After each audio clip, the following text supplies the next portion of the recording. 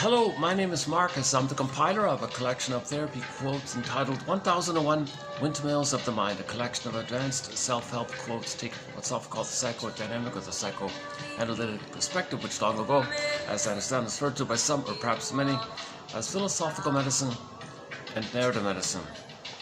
Trying out a new spot here, just by chance came across this little hotel social lounge, which you can use if you buy a drink and all that. So let's give it a try. Not much light here, so it's the best I can do. I've tried every angle. This is the most light I can get. I don't usually go to these kind of spots here, but at the moment there's nobody here, so let's do this quickly before the crowd comes in. So I want to continue on the work of Joseph Barnett, a little known shrink from the 70s, mainly from the late 60s, throughout the 70s, and a little bit in the 80s, I think. And no books, no video, no audio, no pictures even. He only left behind a few articles, a couple of articles. And so this will be part 4 of a well, this will be our 4th video. Maybe we'll do 5 in total, so let's just see how it goes here. So anyway, this will be our 4th video on his work. The first video was on his essay about the marriage, a typical kind of a, opposites attract marriage, in the form of the obsessive compulsive, perfectionist OCD one, and a little bit bubbly, vivacious, sometimes hysterical one.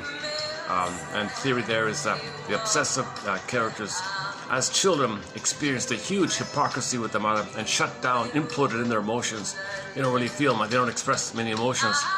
So it's complementary. If someone else can show some display, even if it's not too clear or a little confusing or too simple, anyway, some expression of his feelings, they'll be drawn to that kind of thing. So the obsessive person will be very attracted to somebody who's a little expressive and creative and spontaneous and tries out new things and that kind of thing. And on the quote-unquote hysterical personalities, he's using old jargon, so the obsessive hysteric. The hysteric personality, their issue is that when they have affect, it tends to, they can't hold it, or they can't understand it, or formulate it, or put words to it, or even fully, what happens, it just pops up. So they express or blurt out or say something, but they might sound like squawking parrots, complaining, but they're colorful. What do you mean? So they're little expressive in some sense. It's just very limited and simple like that. So Barnett's theory is that some people end up quote-unquote imploding their emotions. So emotions are signals around whether your needs are met or unmet. If the baby's needs are unmet, he's going to have motions, signals, commotions in the body, movements in the body, commotion in the body, emotions. Okay, so they're movements. And they're meant to kind of like feel up, like you're meant to kind of feel it up to you, like that. So if the baby's distressed, shame, what's going on here? Hang on a sec. I hear some ringiness in this. Maybe it's something in the building, I don't know.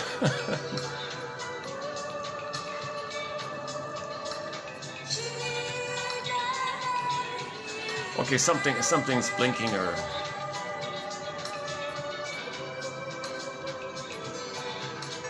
Okay, I'm getting used to it. A lot here, my first time here. Just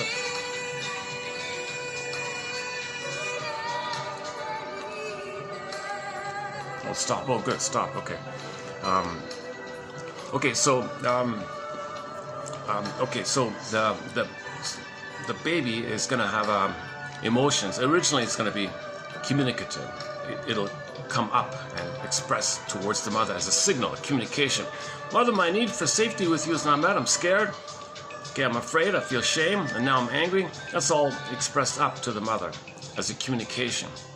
Oh, there it is again. What is this? Oh, sorry for the delay here. What's going on here? It's not the... See, there's music above head, but 9 times out of 10, this stuff's copyrighted. So I have to play my music to confuse the thing. But hold on a sec. What is this?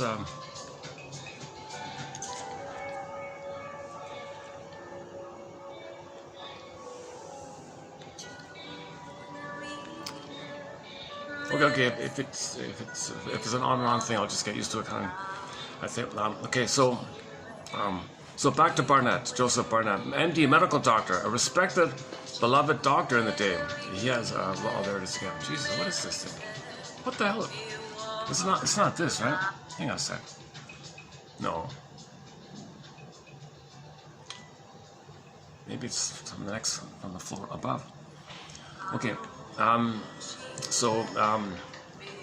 Yeah, so he's a medical doctor. I think he was even a supervisor for the institutes or something. I don't know the full stories, how much I've written about him. Anyways, in his articles, he goes by the premise that the baby's going to signal his affect, meaning emotions, sensations, physiology, feelings, primary feelings, visceral, the whole bundle is called affect, feeling, okay, emotion, sensations, the whole thing is called affect. So the affect, it normally communicates up to the mother, like popping up, let's say. He calls it the explosive kind of thing. Well, no, hang on. When it's natural, he feels it, he communicates. In normal development, the person will be able to hold, understand the feelings, and communicate. Explain to somebody how they're feeling. When that happened, they felt this. They're feeling this. They're going through this. So they can communicate. They can feel it, understand it, make sense of why it's there. What does it mean? So they can work with it. It's used as data from the inner point of view. They can express it cleanly in a communicative manner. They feel it as data. They can communicate. So they can have kind of like data within and expressed outwardly like that. There's a natural kind of thing. But when trauma, there's called affect phobia, what's called dysfunctional feeling system, or flat affect. You feel numb and all that. So there's a problem in this area of your feelings. And feelings are signals of communications about your needs being met or unmet. So if the baby's needs are unmet for secure attachment style, babies need safety, connection, go through the developmental process, the blissful oneness time, the narcissistic time, etc. If mother's misattuned, malattuned, okay, go to yesterday's video in the park. I spent a little reference on it. The mother might, if your mother's traumatized on her end, and she's in the frozen past of her childhood, she's kind of dealing with her past, unresolved, unfinished business. So the mother might have a narcissistic place on her end, all about her center stage, not emotionally available for the present. Baby thinks the mother's soul blind, not seeing the baby like that. Baby's gonna, mother, I feel unseen here. I feel, from the baby's point of view, the mother's not attuned and relating and having an interaction. He feels unwanted, rejected, and something wrong with me, scared, fear, shame, all that affect. Now, if at some point it's too much, where the mother forbids the child's expression of his affect, or gaslights the baby's needs, and mother says, my needs only count, your needs don't count, I'm a good mother. So his thing is called hypocrisy, where some mothers have this bombastic, mother knows best, I'm right, you don't know anything, baby, you listen to me, I know everything, you don't know it, baby's signaling, you don't know what you're talking about, I know, gaslights the baby.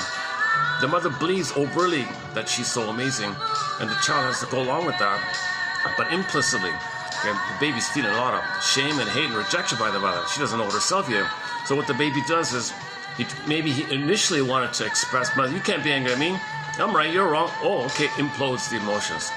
Now, if that's the case, okay, it's going to lead to an obsessive personality, and if likewise with a few other personalities. Oh, we got a company. I don't know what kind of crowd is here or what.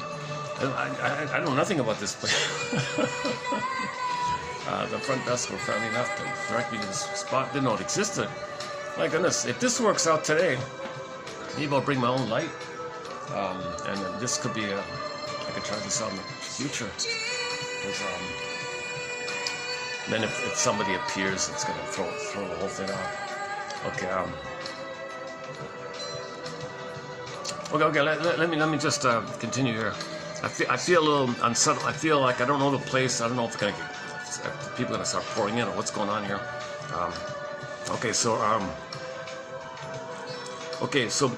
Yesterday it was all about the hypocrisy by the mother. So Barnett focuses on this issue of the double bind, this huge hypocrisy. Mother says she's wonderful, she knows best, she knows what she's doing, she loves the baby, cares for the baby, but it's all like camouflage to mask her rejection, her controlling maneuvers, her demanding maneuvers, her hate and rejection, her frustrations, all underneath going on. and the baby says, well, I gotta believe, but I'm really feeling this. Hypocrisy shuts down the feelings. Now, I maybe started to communicate. Mother says, you can't be angry at me. Who do you think you are? Mother's right. It's all about me, not about you. What about me? Mother's narcissism. If the mother's narcissism, if she's set to stay, it's all about her. She's not present for the baby because she never went through development process. Have an eye to be present for the baby. So mother's still an unresolved issue of being set to stage that all babies have in the beginning. So she's unresolved there, frozen there, fixated there, waiting to get out of that place if she finds mother. So she might even turn to the baby, baby, you mother me, so I can have my developmental process over baby. So, well, what about me? I'm not being seen here. Sorry, baby, it's all about me. I can't see you. But she'll say, oh, I'm a wonderful mother. But the baby's feeling all this frustration, like this. Oh, I see. Oh, it's just the waiter, waitress.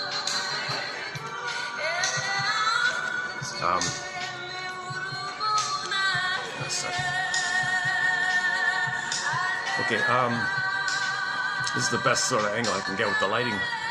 Believe it or not, every other spot is kind of, it just gets, oh, hey, oh, that's not too bad. Hang on, does it get better like this? It's pretty much the same with the lighting, right? I tried this last time already. Yeah, so no matter what you do, it's pretty much the same muddled, kind of not too clear look here. Sorry about the optics today. Hopefully the audio's going to be okay here today. So, okay, so some babies end up impelling the emotions. That means they never have access to the feelings. They got to keep it down. Okay. Now, the overall kind of big picture for the baby, the overall true picture, or big picture, or the real thing that was going on, okay, was the mother was hurting him. Okay, he can't know it. He impels the emotions and takes refuge in specializing in minutia, data, OCDism. So he'll pick little things and focus on that and feel important. But don't ask him to understand the main idea of a story, or the main message of a film, or what the film's really about, or anything like big picture or broad like that. He can't see the forest, he can only see the trees. Because if you ask, an OCD person tends to just focus on the minutia, take refuge in feeling important in some little thing. And that's because when the feelings are crushed like that, okay, it's in response to the knowledge of the truth. So he doesn't want to know the truth. He doesn't know the big picture, what the real thing is. He doesn't want to know. Just give me the minutia. So they're very heavily invested in minutia, trivia, just micromanaging little things like that. And they're very focused on that, and they feel important like that. And that's about it, kind of. And if you were to, they don't want to be expected to understand, like in regular life, some bigger picture of something, because that would trigger the need to remember the bigger picture of the reality of what happened in the nursery, mother hurt him. So thinking broadly and logically about something, being coherent about a broad picture or something like that, would require a level of thinking that would have been there had the mother loved him. Mother didn't love him. So to think broadly now, or forced idea now, would trigger the pain of what happened. In other words, as he tries to think about the forest, he's going to start to think and then feel that mother hurt him. He doesn't want to know mother hurt him. It's too painful. So no, minutia. It's a defense mechanism. So OCDism, obsessive compulsive thinking, it's not real thinking. Obsessive thinking is not true thinking. Just minutia, detail like that. That's a defense against the knowledge of the forest idea, the broad, true forest idea, the broad idea that mother hurt him. So as a defense against the truth of mother hurting him, okay, he goes to life in minutia mode, okay, only sees the trees, not the forest. So yesterday he asked him about what do you think about the film? Oh, I like special effects, and don't push any, let him be happy with the detail like that. He could be very pedantic, he could be very stilted and stiff, maybe kind of like those kind of characters like that. Of course, society extremely values their loyalty and the hardworking, they take pride in that kind of micro thing, but they don't really see like the spirit. Like they'll see the letter of the law. They're very like quote unquote legalistic thinking, or like very precise and that kind of thing.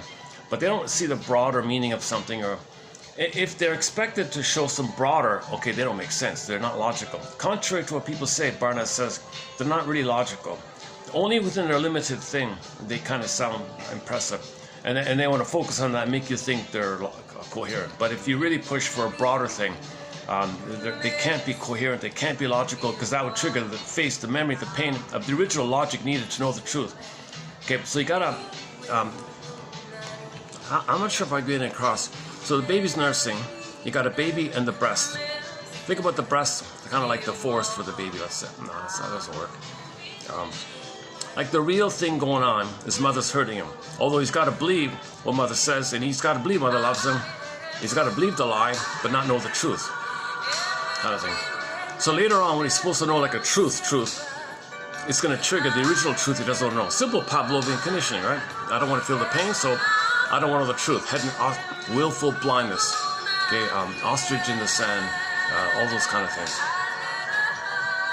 So, in other words, feelings and thinking, or cognition, or experiential knowing, like knowing the truth. Okay, so he links, it's all linked up. Feeling, thoughts, okay, and experiential knowing, or cognition. So he used the term cognition, meaning both sensate in your body, syntax in your language, and the whole experiential gestalt knowingness of the truth of the thing. Okay, so that's damage if you can't feel. If you can't feel the cognition, the experiential knowing, sensate in the language, it's all whacked up it. So that's why it doesn't make sense often, right? So that's a key point, that feelings and truth.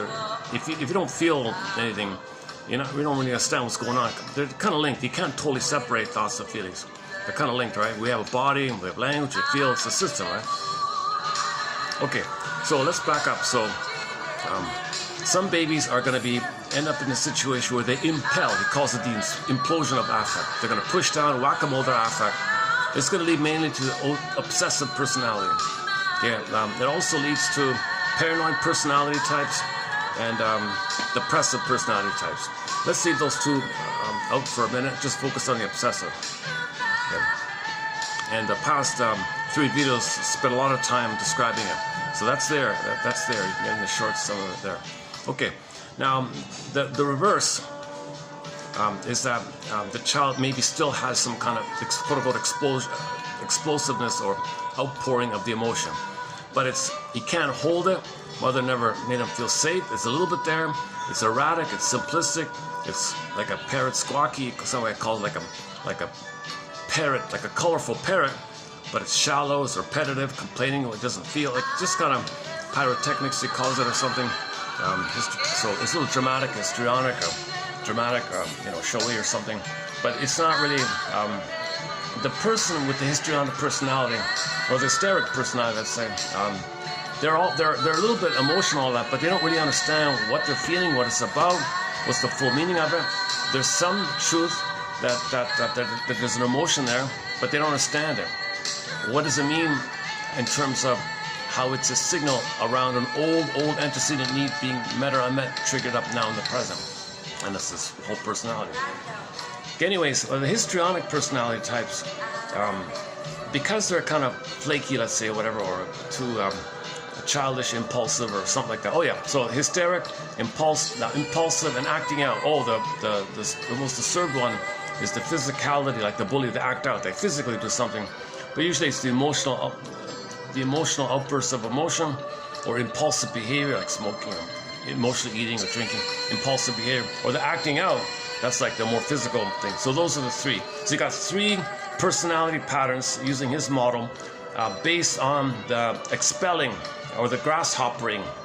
This grasshopper hops up, right? The emotion hops up. So if the emotions hop up, okay, you got the hysteric personality, impulsive personality, and the acting out personality.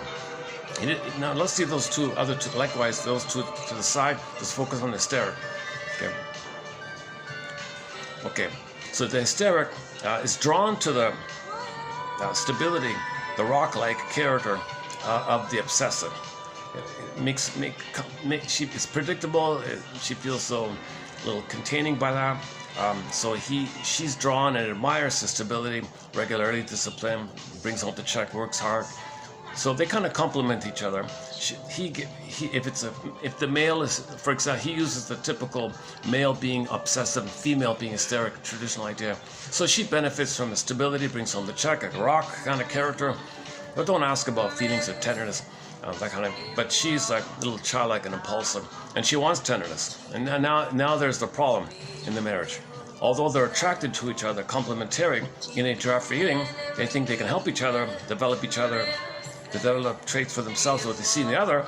So the obsessive wants to feel more, and the hysteric wants to be more stable and regular and consistent and have some productivity and some success and outcome like that.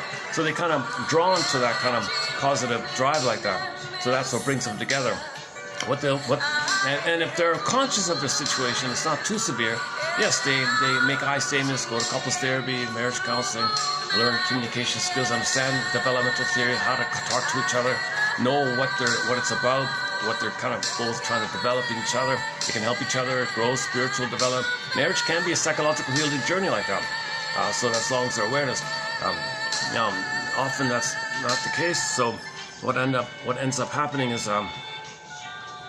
the hysteric is childlike. Give me tenderness, be nice to me. Because they're still looking for the connection. Okay, they're still looking for the connection with their dramatic. Please love me, please see me, please be nice to me. But the obsessive, at some point, it thinks is click trigger. Oh, that's the lying, hypocritical mother. Back off. So he starts to back off. She gets triggered. Oh, you're being so cold, right? And he gets triggered. No, you're the demanding, hypocritical mother. You're full, whatever. So now they got a conflict. It may lead to an emotional divorce in the marriage, or unhappy marriage, or one of these devitalized marriages. They might physically stay together, but they're kind of like have an outside interest. It affects the relationship, of course. The kids are affected, or they do break up. They don't want to break up because they both kind of need the hope for some kind of they can't. Neither of them are really on their own, right? So they settle in with some painful thing rather than facing the hard work of resuming development like that. So what the issue is discussed yesterday is that both cases simultaneous. Okay, although one is based on that grasshoppering of the emotions, and the other one is based on the whack-a-moling of the emotions. It's just the commonality is the two basic needs that all babies have. For the connection, for the attachment, for its development, and all babies feel special and narcissistic. So identity and connection. So he calls it dependency needs and narcissistic needs. So they both are dealing with this. They're both dealing with it, but it's the same. They both have the same situation. The problem is he had to impel his emotions and seek for narcissism in the refuge of the minutia, and she has to expel and cry for a mother, so she can feel seen and special through the connection of somebody admire him, so she gets the connection, feels important. Okay, he wants to secretly, kind of covertly feel important, and someone says, "Oh, he's a good boy, he's doing a good job." It's kind of, so he wants to get. So they both have unmet narcissism, unmet connection needs, right? They just have like a flip way of twisted, upside down way of going about it, and at least solve the conflict like that. Oh, are people coming in? Oh, is there somebody coming? Okay. I'm assuming. Yeah, okay. When people start coming in, I might have to look, see if I can go somewhere else. I don't know. Yeah, okay, but this is interesting. Today's a bit of an accident. I went to my regular spot, but it was taken. I waited around, taken again. Somebody was there with their laptop and all that. I tried to wait a while for it. So I just saw, hell, I gotta leave. And then I just on a whim, I just came in here and asked if I could sit near the lobby area. Can I talk just near? Because it's right beside them. Oh, well, it's much better for you to just go up to our little social lounge there. Yeah, but I'm not a guest at the hotel. No, you can buy a drink and it's okay. Oh, really? So here I am. So sometimes you find things by accident. That's usually the case. I find things just kind of blindly by accident. Great city. It's really a fun kind of city, really, where I am here. A lot of little endless little surprises like this. Okay.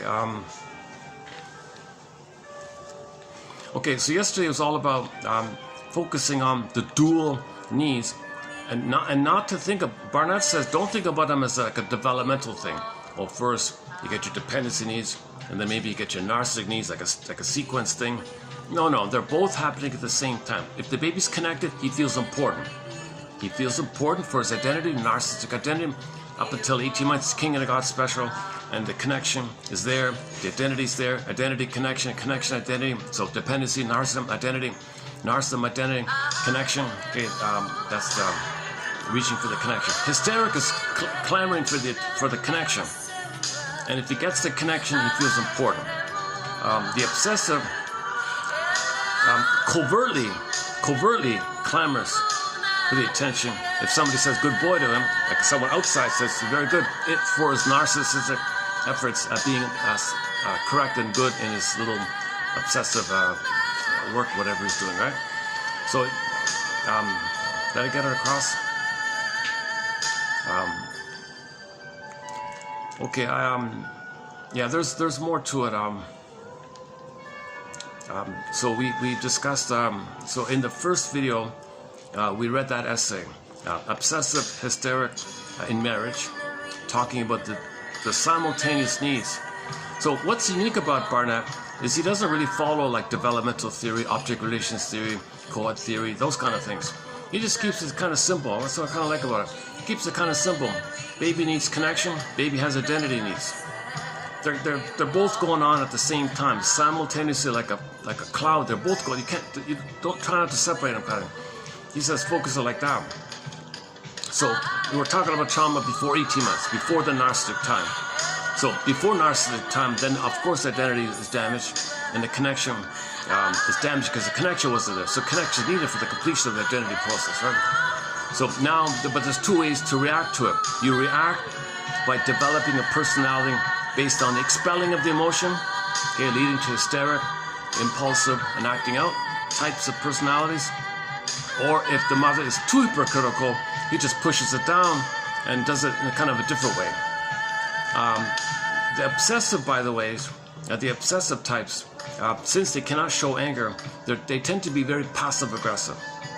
So that's the whole topic on passive-aggressiveness.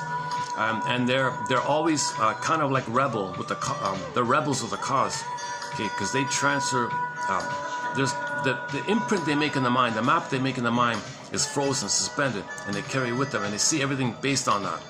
Okay? Yes, they understand realities. They can drive a car, pay the bills, but in terms of emotion, what they're looking for, unmet needs, trauma, hoping to get out of the trauma, repeating to get their needs met, so not be in pain, things are frozen, fear of development. This thing is carrying out all the time. All time is that time from that emotional point of view. Okay, so that means the mother was hypocritical. He thinks the world is hypocritical, kind of. He thinks the world is the lying mother. So he's going to go to like kind of constantly a little bit in rebellion mode, covertly. So he'll be a passive-aggressive person usually. So that's another topic about that. So passive-aggressiveness is. You express your anger not directly, not overtly, because remember, mother said you can't do it, so it's covertly. So you express your anger not by what you do, but by what you don't do. That's your rebellion. I'm not going to do it. You want me to be there? No, I'm not going to do it. He might be conditioned to say yes, but he won't do it. He'll do what he has to, maybe, but so he'll make things difficult. Deliberate inefficiency is a common one. Lateness, procrastination, dawdling are very common ones. Setting things up, so there's problems, and he's angry all the time. So he's not cooperative, but he does it subtle, drip by drip, subtle way. He does it so subtly that if somebody points it out to him, okay, he'll turn the table and become aggressive. Oh, you're so sensitive, because he'll turn the tables like that, and because the obsessive always must be seen as a good boy. He's right, and he's a good boy. In some cases, if he's called out on his OCDism and he can't tell you the main idea of the film or something, he might have a strong violent verbal outburst or something, like a harsh, intense verbal outburst, like, whoa, where'd that come from, kind of thing. Like a Jekyll and Hyde moment. He'll have a Jekyll and Hyde moment, and then it's over, kind of thing. He'll still think, no, I can never apologize or said, and I'm always right. It's his fault, because narcissism never, they have no identity to feel badly about a mistake. They have no identity to care about your feelings. So lack of empathy, of course, right? So they'll get angry if you know, that was hurtful what you did. Well, that's your problem. In this model of his, they're both narcissists. Obsessive and hysteric are both narcissists. Okay, so obsessive, paranoid, depressive in his model are all narcissists. And the other three from the other side of the coin, kind of thing. Okay, hysteric, acting out, impulsive. They're also narcissists. So the 6 types of narcissists he talks about, basically. So the commonality of narcissism is center stage, all about them, no empathy, they don't really understand or register the feelings of others or care about the impact of others. Because if a baby breaks something, he doesn't feel badly, he doesn't understand it yet, right? If the baby, even a baby, the little 6-month-old in a sandbox hits the kid beside him with his toy plastic shovel, he doesn't really understand that he hurt something. They're kind of like that. They don't really. Now, intellectually, they know they're supposed to, but they don't feel it, right? So that's why they have to lie and all that. And that's why they're compulsive liars. They can't tell the truth. They can never tell the truth, really, because of this. Because it links to a feeling, and they can't know the feeling. Now, the hysterics, yes, there's a little bit of truth with the hysterics, because their feelings are popping up all the time. So there's a little bits of crumbs of truth coming up. But the obsessive tend to be really chronic, pathological, consistent liars. They're only kind of quote-unquote honest if it's non-relational, if it's work-related, official-related, bureaucratic kind of stuff. They'll be very active and, oh yeah, and in terms of being like having some kind of agency, the compulsive will be an agent in his making decisions and stuff in his work when it's non-personal, non-relational, non-feeling like that. So they're very good, you know, accountants and micromanagers and things like that. Whereas the hysterics, they're way more willing to be playful and creative and try things out. They're a little impulsive like that. And you got variations of the hysteric. BPD is a pretty example. Soap operas are dramatic, play like that. So once again, the obsessives are very attracted to hysterics for some expression of feeling, for some color and delight in their life. They may be a squawking parrot, but at least the parrot has some colorful feathers. It's something like that, right? Okay, and then okay, maybe I'll just leave it there.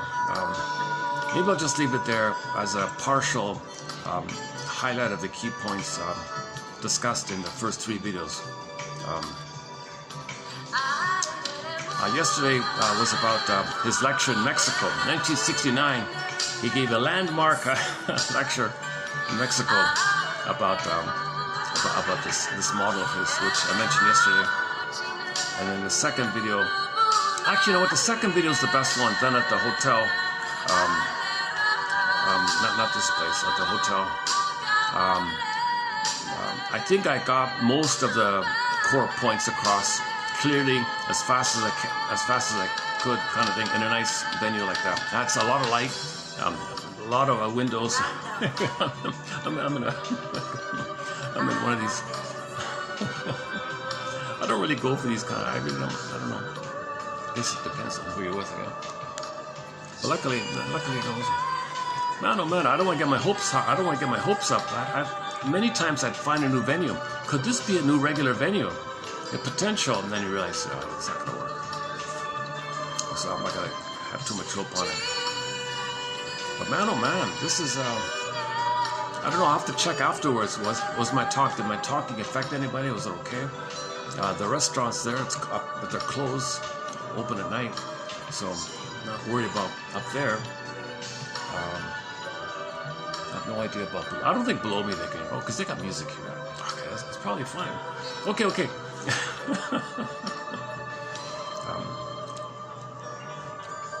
If I'm in a venue where others might be uncomfortable, I get uncomfortable too, so I look for venues where people are everything's okay like that. So I've got a few venues that I regularly go to here. So this one here, what are we going to call this place? let's call this, let's give it some kind of nickname for the moment. Let's see.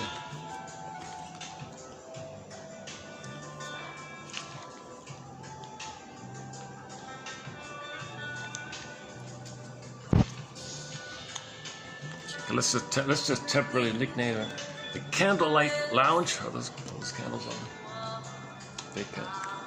Let's just call it the Candlelight Lounge place.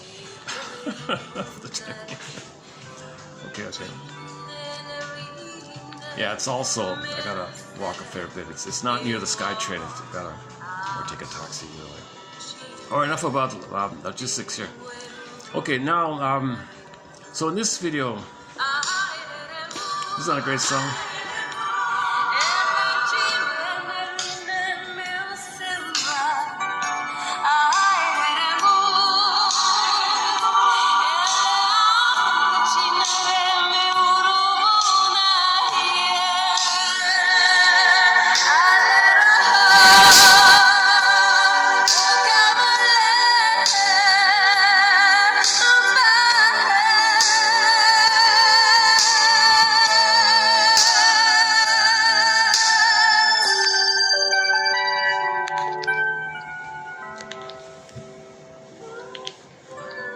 Just discovered this singer from the Ivory Coast, Diane Cabell, Miss Bell here.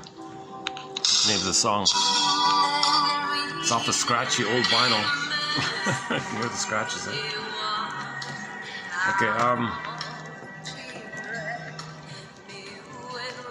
Okay, so I really feel like I'm missing a lot here. So the two needs, affect up and down, the marriage idea.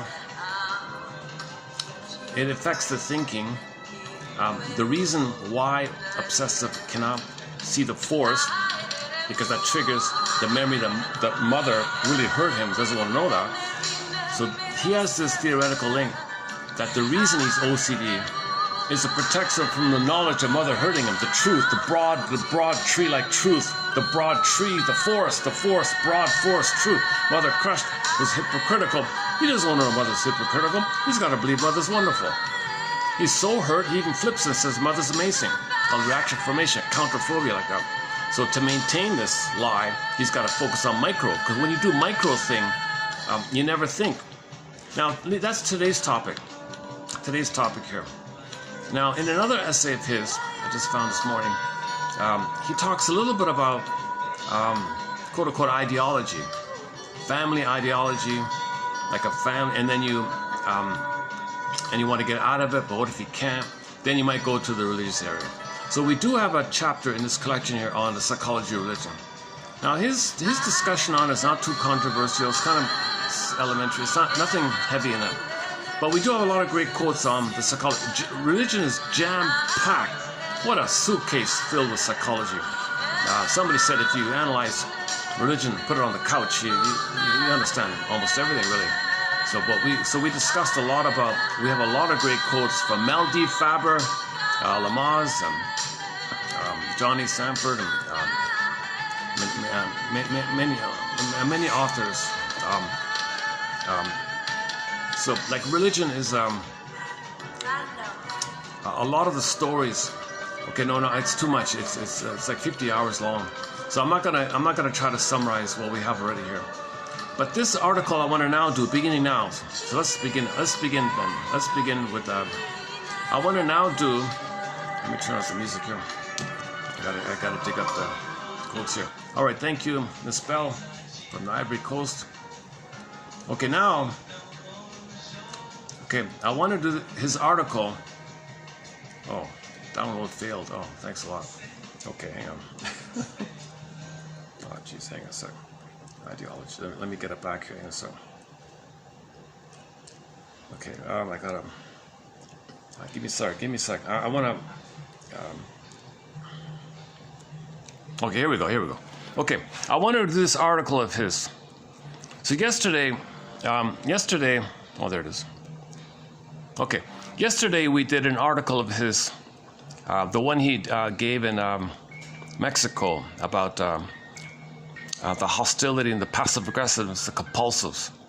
Here's another article of his entitled on ideology and the psychodynamics of the ideologue. Okay, there's his name, Joseph Barnett. This was written in 73. Okay. Now, I'm not going to read the whole thing, but although it's kind of tempting. I like his articles. He's got a thread through it all. He's clear. He's thoughtful and careful, and I mean, I like when I find one of his articles, whatever the topic is, I want to read it. I feel that this guy is intelligent and writes clearly like that. Although it's nothing really deep theoretically, there's nothing really super deep here. But it's just like commonsensical, something we take for granted, but he's spelling it out like that. So this topic on religion is not too controversial, but disclaimer, warning, trigger alert, warning, disclaimer, viewer discretion advised. I'm not a shrink, professor, gynecologist, midwife, doula, nutritionist, forensic psychiatrist. What else? Criminologist. I only have a BA. Keep that. I'm the compiler of the quotes. I find interesting quotes, post 10 on average, with the hope that 1 out of 10 will help raise consciousness, which is needed for memory and story to stop repeating. We are traumatized. We keep repeating because we don't know what happened. When you build your awareness of what happened, and quotes can help with that, then you might stop repeating. If you're aware that you're repeating, first be aware that you're repeating, then maybe you can stop repeating. If you're not aware that you're repeating, Santana, Klieglos, mindless repetition, hamster wheel, you're going to keep on doing it. Only with awareness you have a chance to stop it and grab the pen and write your own script. Ape Story, Twilight Zone. Okay, so I'm going to just take a few like passages or paragraphs, let's say, from this article. What is it? 10 pages? Maybe it's like 10 pages long or something like that. So here's the whole article here. It's not really that long, but oh, that's it. Eh? Oh, that's it. Oh, look at that. Page 394 from the journal. Let's see. And it begins with 381 to 394. Oh, I see. So it's only like 13 pages or something like that. Oh, I see, really. Okay, so I just plugged up. It's this whole essay is quotable, but due to space limitations, I'm just picking out parts of it, kind of thing. So what I'm now going to do a preview of TQs 30 to 82 and 3, and based on this article about so-called basically religion, but in the context of obsessives and hysterics, his main model here. So obsessives are drawn to religion for a certain reason, and hysterics might be drawn to religion for their reason. So just apply a little bit of what we said up to this point, and you can see how it might feed into or be how it informs his take on ideology with those two personality types, kind of thing. Okay, 3282. Okay, in cognitive terms. Okay, he doesn't say like the believer or the practitioner or the what else, the attendee or the follow, I don't know, whatever it's called. So he calls it the ideologue, the believer, right? Should we use his phrase, the ideologue? Or, oh yeah, at the beginning of the article, he spells out all the terms. I kind of skipped all that for space reasons. I didn't even read it fully. The ideologue, the one who believes. Is that going to work? All right. So in cognitive terms, the ideologue maintains an indefinitely extended adolescence. What? Hang on. A lot of people say that. Religion is like an extended family. Like you got a family thing that's frozen, painful, can't leave it. he says, Erickson says it helps you to leave it. He says no, that's not true. In his opinion, he quotes Erickson saying, religion might be a bridge out of your family. He says, no, it's just a repetition of the family. It's just an extended repetition, just coded in language different ways. You're still following the imprint of your family religion. Like the family has a kind of quote-unquote religious system. You're in, you're a member, and no, you're not in. And you got little rules and rituals and keep things like that. So you got like a family, he calls it the family ideology. And it just kind of like carries into ideology in society like that. But it's still an extended adolescence. That's what it means. In cognitive term. Now, whenever we talk about religion, it's too much to think about victims of the plunder system. I'm only talking about religion when it's a tool or a Trojan horse for the pillaging and the plundering. Okay, so that's just keep it like that, because victims of the plunder system, they're in pain. We're not gonna go there. We gotta stop plundering the planet for a quick buck, destroying the planet, eating up the planet for a quick buck. And religion is a kind of like a front, a Trojan horse, or tool, or an adjunct, or an arm, or part of the branch of the plundering and pillaging system. So this is about the baby didn't get mother's maternal time, so pain, repeat, insatiable. Narcissism is insatiable. Greed is insatiable. Repeat. When there's pain, you repeat to get a better past, but gobbling up the planet to give mother's love in the past. So we're destroying the planet, eating up the planet, trying to get mother's nursing experience, loving experience back in the nursery. In the present, we're dysfunctional, hoping for a better past. Destroying the planet and all dysfunction, repetition, compulsion, negative magic gesture, acting out, transfers acting, symbolic acting out, oral fixation, all these things, okay, all these personality types as well. Okay, it's trying to get mother's love in the past, trying to get the connection so we can have our identity. We can have our identity, and we need the connection for that. So it's two like that.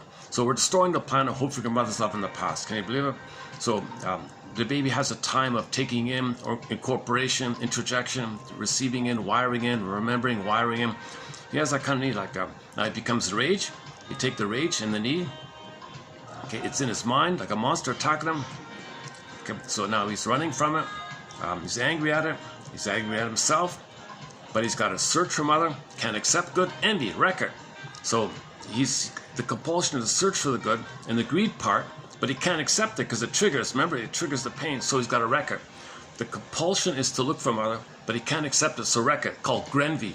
So that's this topic. Another 50-hour video. It's on the plunder system. It's open another door. So that's another separate topic here.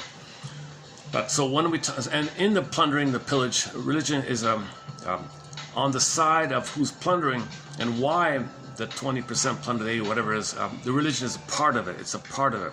Okay, it's a trick. It's a part of it. That's another 50-hour video on the religious topic. So we got 150 hours to cover on those things. So let's just limit it here to Barnett. In cognitive terms, the ideologue maintains an indefinitely extended adolescence. His anxiety about cognitive maturation and individuation, his fears of attempting in order his own experiences, his fears of attempting to order his own experiences and integrate it into an individual style of dealing with life's complexities paralyze him. Okay, arrested development, stunted development. So that's how he says it, right? Okay. So in cognitive term, now cognition is, when he uses the word cognition, he means how you experience your experiential knowing, your emotional knowing, thinking knowing, the whole thing together is cognition. So it's your emotional knowing, your understanding, intellectually knowing, you put it together, package it up together, it's your whole experience knowing called cognition. So he redefines cognition in this sense here. Oh, I lost it here. Yes. Oh, look at that, it's already 5 o'clock. Okay, in cognitive terms, the ideologue maintains an indefinitely extended adolescence. His anxiety about cognitive maturation, okay, so thinking like an adult, let's say, and individuation, okay, having his beingness and embodiment and core self, true self, authentic self, real self, expressing real self called individuation, okay. So his anxiety about cognitive maturation, okay, individuation, okay, emotional maturity, etc. Okay, his fears his fears of attempting to organize his own experience and integrate it into an individual style of dealing with life's complexities freeze him, paralyze him. So he's kind of frozen in his development. So he's stuck in teenager time, right?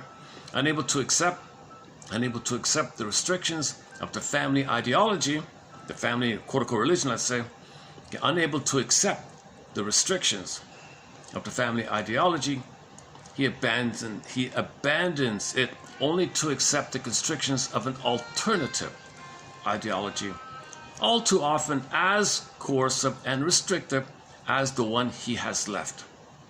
So he joins something that's kind of familiar. It's just the frills are different, the decorations and the language is different, and this community, but it's kind of underneath. It's defense against growing up. So we're adolescents. We're still all kind of. That's what a lot of people say. The shrinks keep saying that. In religion, you're still an adolescent. You got to grow up. It's a crutch you don't need. You think when you let go of the crutch, you realize you never need it. It's a okay. We got a lot of quotes on religion. Okay, significantly too. His dependency on the family ideology is often betrayed by the fact that the ideology is often an extension in direct, distorted, or symbolic terms of significant trends in his family of origin. Okay, significantly too, his dependency on the family ideology is often betrayed by the fact that the ideology is often an extension in direct, distorted, or symbolic terms of significant trends in his family of origin.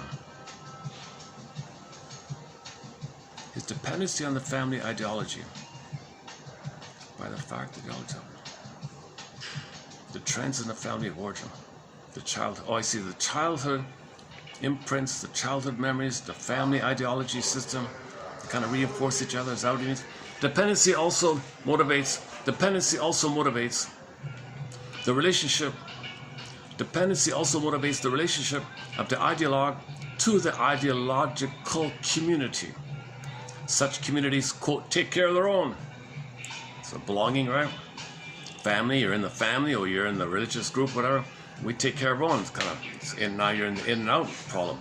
You see, now you're into this either or. You're moving towards either or. So that's a sign of trauma, either or. Okay. See, one of the core things of religion, it's the infantilizing process. A name of a book, the infantilizing process. So he didn't get the breast, right? Frozen, still looking for it. When real needs are not met, you're kind of looking for it. Or somebody says to you, oh, we found the breast. It's in the sky. They don't use the word breast. Something up there, it knows you, loves you, sees you, unconditional, sweet, tender, forever, loves you, forever there, always there, permanent. It's in describe. You use the adjectives. You take all the adjectives the baby might have for the breast and the placenta inside. You take all the adjectives the unborn child would have for the placenta, the cord, and everything that's happening, okay, and the cycling and the unconditional acceptance. You can send all the waste. Mother still loves him. The system still loves him. He receives all the good, unconditional, okay, extension with the nursing. Baby's upset. Mother says, I'm here for you. Everything will be okay. I'll take care of you. Everything will be okay. All is good. I'm here. Don't worry. I'm here. Mother loves you. You're safe. I'm here. You're safe. I'm here. Okay, so you take all the adjectives that the unborn child will have for the placenta, womb, utopia time, and the nursing time, and then you take those whole bundle of adjectives, okay, and you go to the nice building, whatever, and the speaker at the podium says, "Oh, your phantom placenta and the missing breast, I found it." Okay, creates an abstract name in the sky. It's in the sky. What he does is he describes this invisible thing in the sky, okay? Because you're looking for, remember, you're looking for, your unconscious looking for. I found it. So when he describes in a poetic, hypnotic suggestion, appealing, you need it, loves you, that's what you're looking for. I found it, yes. At some point, you might get triggered. Okay? You might get what's called a triggering, called an ATM, addictive trigger mechanism. He wants to trigger the blissful time you did have when you were with the mother. Then you need to get the chemistry and you go, whoa, wow. Okay, you felt delirious euphoria, blissful oneness, guardian shambhala triangula, avalon paradise, oceanic feeling, oceanic ecstasy, blissful, delirious euphoria. You get trigger some of that, and you blip up the chemistry of that, and he triggers the past. You're not creating something new. He wants to trigger the past. So you describe the thing you're looking for. It reminds you of when you had the oneness. Okay, the thing in the sky is called an ersatz self-object. Okay, the breast in the sky, whatever. And then you believe it, and he's poetic, and so you need it, you're looking for waiting. Oh yeah, so oh wow, okay. And then he triggers, and you feel the chemistry. You believe it, put money in the basket, see you next time. Infantilizing process. So he keeps you infantilized by, he's not letting you mourn that you didn't get the nursing. He says, no, I found it. You don't have to give it up. It's always there. It's always there. He's not telling you, you didn't get it. Mother failed you. We're going to go through a container here to help you really mourn this process, admit the process, give up hope for it, give the all hope for better childhood past, give the all hope for better childhood past, admit, consent that it happened, mother failed you, and then you mourn, weep, okay, that reaction, catharsis, tears, and then your firebirds feeling, and you can heal. So you can heal if you admit the truth. They don't want you to know the truth.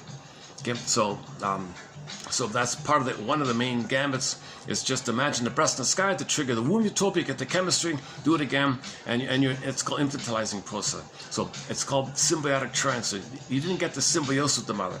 So you imagine oneness. You're one with it. You're one with the universe. You're one with the energy. You're one with the vibration. You're one with the great this and the great that and the wonderful this and the wonderful. You're one with it. Oh, really? Oh, it happens. You can trigger yourself. It's possible to trigger yourself. Just think about the kid running around the park, putting on a Superman uniform, pretending he's so important with all this power. He gets status. He gets status. He feels safe. He feels good. He triggers some serotonin. Oh, Jesus Christ! Startled me. Oh, somebody's coming in. Is my talking okay? Hold on a sec. Is my talking okay for you? Oh, she's not even, totally ignoring me. Oh, she totally ignored me. I guess. She doesn't mind. Maybe I can move it over a bit. Yeah, let's see if I can move her a bit.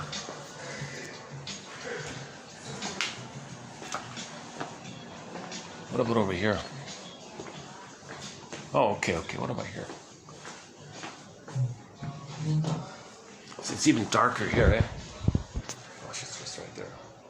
What about right here? I can just block my view here. Where can I get the... Is this... What about like this? Can I... Is the lighting... Is it still doable with the lighting? This place is so dark here. I guess, okay, sorry about the lighting issue here. I do want to continue. Let me move my stuff over here. There's somebody just right in front of me there, but I find it less distracting if I don't kind of see them all the time. Okay, one sec. Give me a minute here.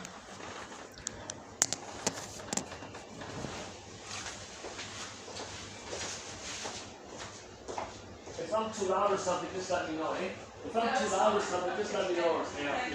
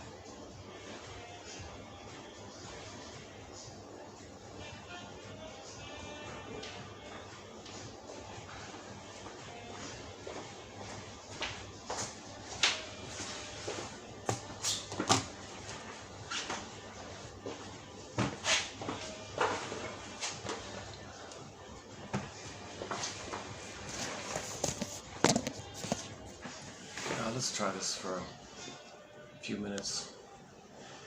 Now in second thought, let's try that other spot over there. Hold on a second. Give me a sec here.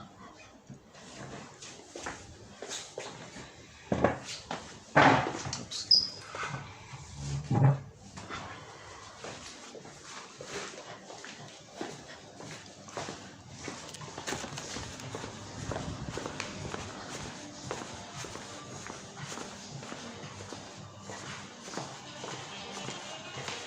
I wonder if I can use, what's in here? Is this open? What's this? Oh, it's locked. Okay. Those are the washrooms. Oh, those are the washrooms. Okay, okay.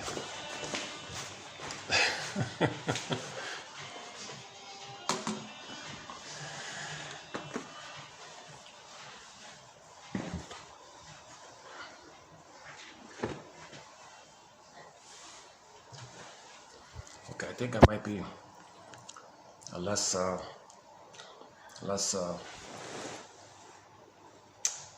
where's the lighting? Where can I get the lighting? The best lighting. Like this. Something like this. Doesn't really matter, right? It's all the same, eh? Okay, let's try this one. How about this? Son of a gun.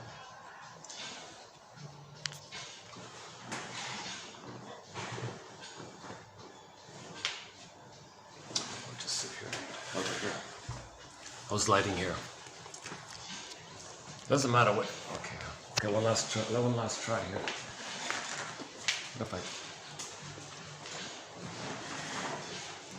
What if I sit this way? Oh, it's the same kind of thing, right? Aha! What up? No, it's the same. Jeez, man. These lounges are so. They're so dark. Huh? Okay, I'm gonna come here in the morning and see next time. See if I can. See if that'll work.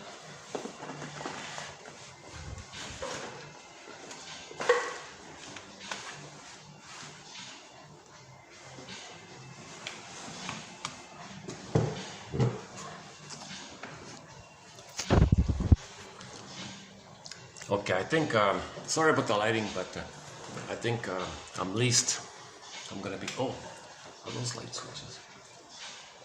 Hang on a second.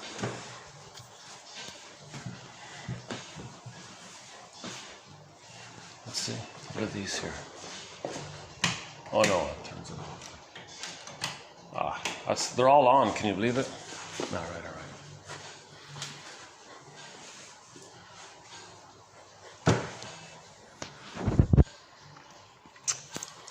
Okay, I much prefer doing them in the park is kind of nice, right? Oh my God, where can I get any light here? Okay, I guess like this, eh?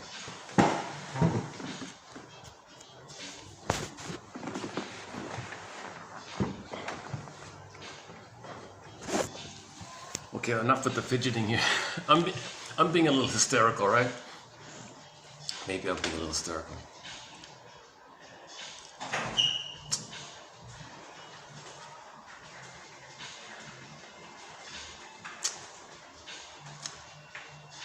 Okay, one more time. Let's do the other one. Okay, sorry about the lighting. Okay, sorry about the lighting. Let's just keep going. So where are we here? Let's continue with our quote here. Okay, let's continue with Joseph Barnett.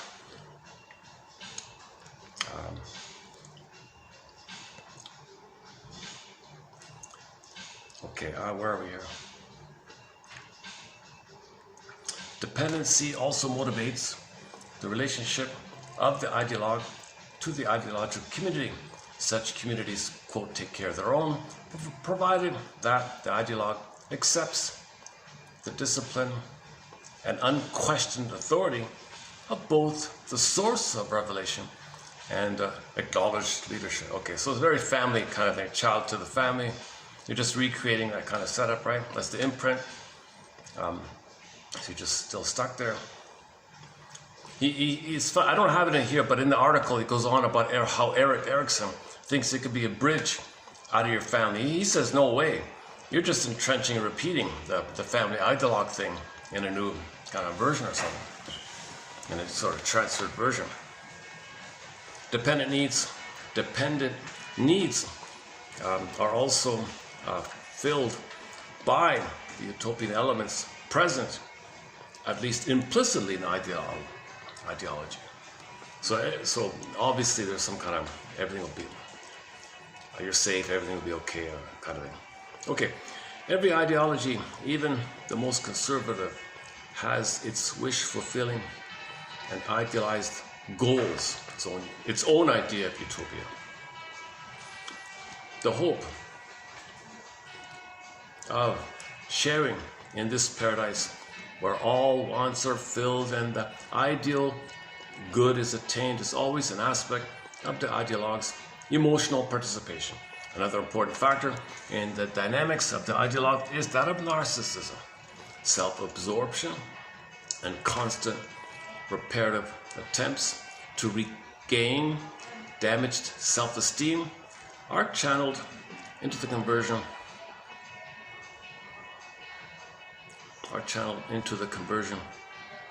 to ideology. Their damaged sense of self forces them to seek then significance in their possession of an external system and then membership in a self-stylized elite.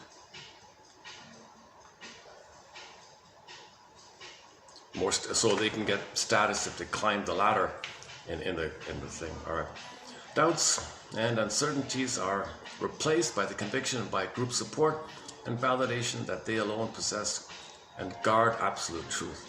Shared knowledge, shared language, premises, and rules for discourse. Oh, I wonder if she's like the manager or something. Oh, maybe she's like the hotel manager or something like that. Checking me out. Oh, I know. I finally get what that is.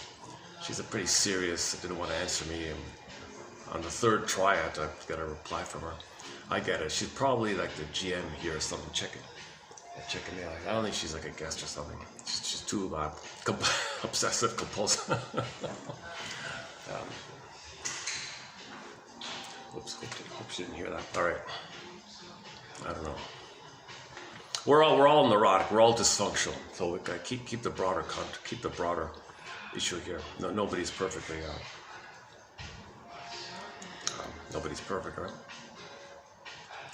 Our dysfunction is considered mild to more severe. It's on a spectrum. Everybody's sort of on a spectrum like that. So we're all homo, dysfunctional cuss, neurotic cuss, short-sighted, the planet for quick buck cuss, anxiety cuss, whatever. Take your pick, right?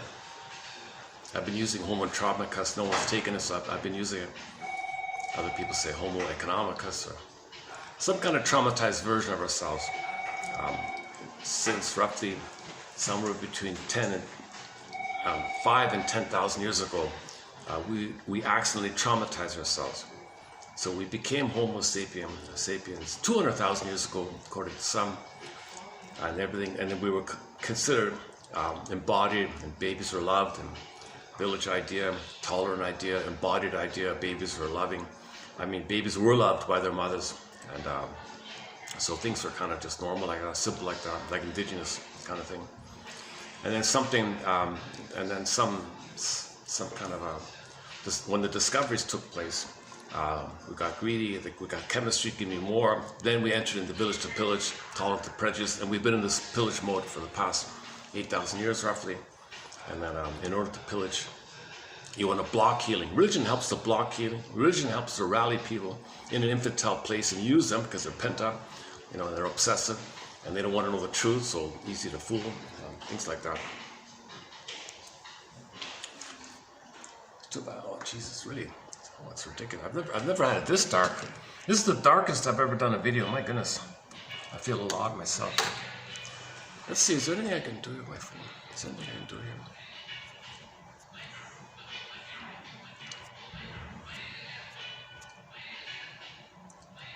The flash thing doesn't work for some reason on the camera. Only when I take a photo I can get the lighting, the night. Gosh. That's a little better, right?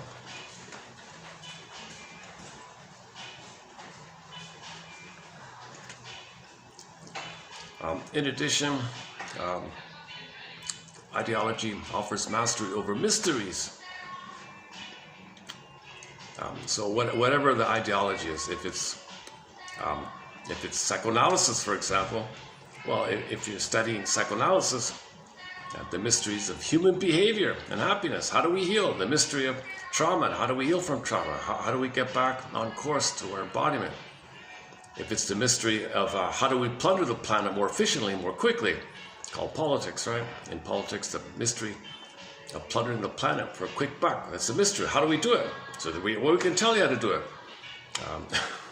The mystery of how to avoid mortality. So religion can do that, right? Etc. So it deals with mysteries, and then you get some certainty, things like that. All right. Ideology also brings the illusion of omnipotence to feed the ideologue's narcissism. Power is important in a narcissistic attempt to negate the inner feelings of helpless.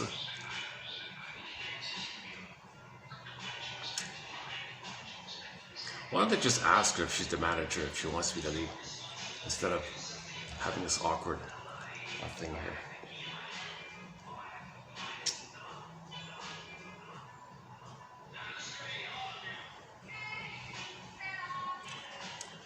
See, there was a little, the front desk said fine, but I didn't, but maybe he's just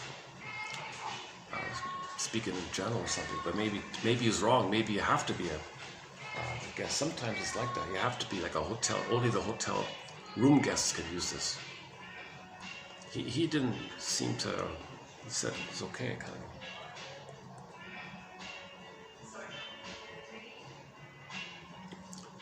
Or not, or maybe it is a guest, I don't know. So that's what I was talking about at the beginning, the potential. Every time I find a place, could it be a new venue? There's usually something that happens. She'll enforce the rule, no, you gotta be a hotel. If that's what it is. I'm hoping it's a little grayish and they can allow outsiders to use the thing. At other hotels, they don't. No, the guy knew I wasn't a hotel guest. He knew it, right? He knew I wasn't a hotel guest, right?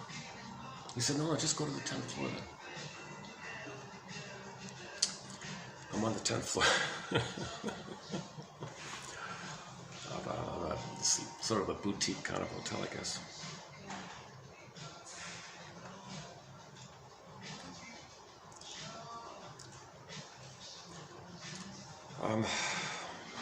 Maybe I should just skip down a bit here. The ideologue has usually suffered an acute sense of interpersonal isolation in his early life. Intimacy is barred by their frightened dependency, then damaged sense of self, and their defensive operations with people. That's part of it, right? Okay. The ideological community promises the answer to isolation. Okay, so you're not going to be lonely, obviously. That's the basic one. It holds out the hope of a group united by common values, ideals, and a common faith. For the insecure and self-doubting, it promises acceptance. No matter how you feel about yourself, kind of thing. And if the relationships miss the mark of real intimacy, the feelings of being together in a common cause usually suffice as a reasonable substitute for intimacy for those who have often not even known that much contact.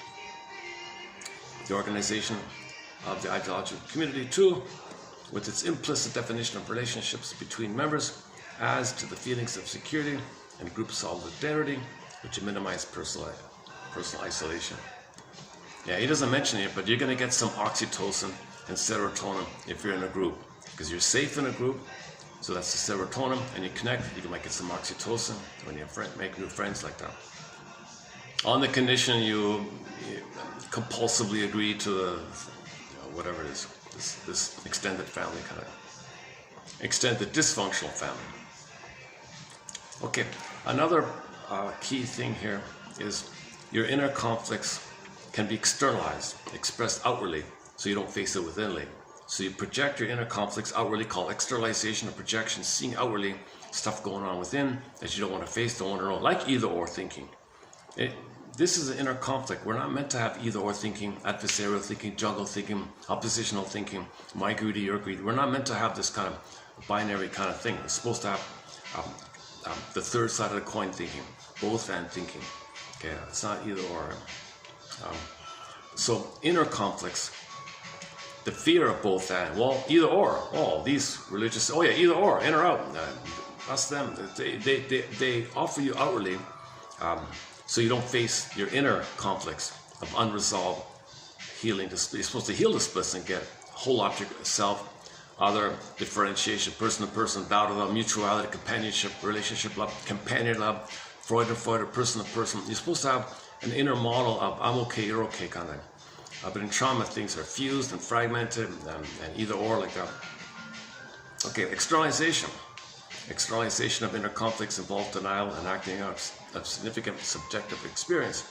It consolidates systems of innocence of the family ideology and perpetuates them in the extra familial world. The symbolic importance of the original conflict then provides the ideologue with much of the passionate dedication and rigidity that characterizes his beliefs. The obsessional, okay, now we're going to do, that's just like a part of, this is just like I don't know, 10% of his introductory kind of part of the essay. Now I just want to focus on two of the personalities, obsessional and hysteric. Okay, the obsessional personality has a natural affinity for this stuff. Okay, because remember, when you heal, you got to know the truth of the broad forest, not trees, forest. To heal, you got to know the forest. Religion says, no, you don't have to do that. Just follow these micro rituals, micro ceremonies, these micro things. You can do it physically. And it prevents linking. It prevents broad truth. So if you don't want to know the truth, you can join with these ritualistic kind of things. And then you can keep things fragmented like that. Okay, that was part one. Let's do part two here, 3283. Okay.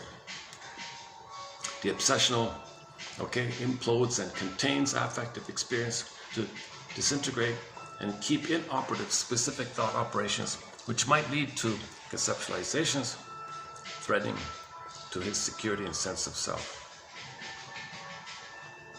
Okay, so as we said at the beginning, they whack-a-mole their emotions. They push down their emotion. They don't let it up.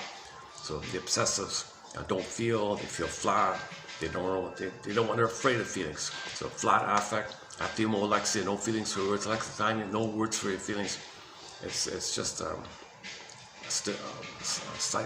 stilted stuff and quote-unquote cardboard feeling or velveteen rabbit feeling. Those kind of things. In effect, the obsessional exercises in his own life experience the syntax-bound, closed systems of cognition that characterizes the ideologue. To the obsessional, an explicit ideology is the perfect externalization of his own internal attempts to cope with the uncertainties and dangers of the world. Dogma, the assertion, unassailable, revealed truth, exerts great appeal to the obsessional's uncertainty, doubt, ambivalence. So obsessionals are confused, cloudy. They can't know the truth. So everything kind of cloudy and confused, right?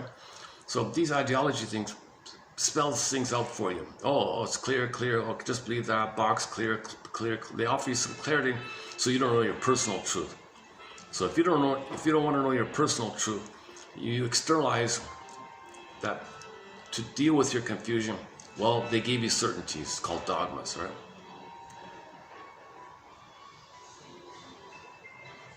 How did it go again? His karma ran over his dogma. How did it go? Steve Behrman has a book called something about the karma. His karma my karma ran over my dogma. The dogma, oh, I gotta look, I forgot about there's a play on words with dogma and karma, I forgot. Okay, next one here. I have described how the obsessional remains openly dependent in intimate relationship while driven to performance and competence in impersonal areas of living. His needs for intellectual competence and control, his task orientation, his needs for achievement and the approval of peers and superiors make him the perfect functionary. Okay, so this is perfect for him. He could be a good little boy if he follows all the little rules there, and that's the conditioning from his mother. You don't know the reality of anything. Just perform some micro thing to fragment, to not know the truth. That's protecting your mother. When you lie to yourself, you're protecting the mother's lie. Yeah. Remember the hypocrisy of the mother lie. Remember at the beginning of this video here. I'm kind of a little uncomfortable talking here with just over to my side there. There is a wall. There's a wall there, but it's just opening in front of me.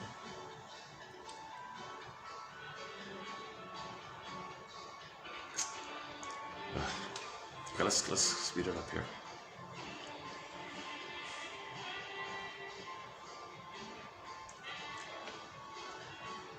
If it's really okay for outsiders to use this if they buy a drink, I'll definitely come here more often. If it's the case, if that's not the case, this will be my first or last time. First time for everything.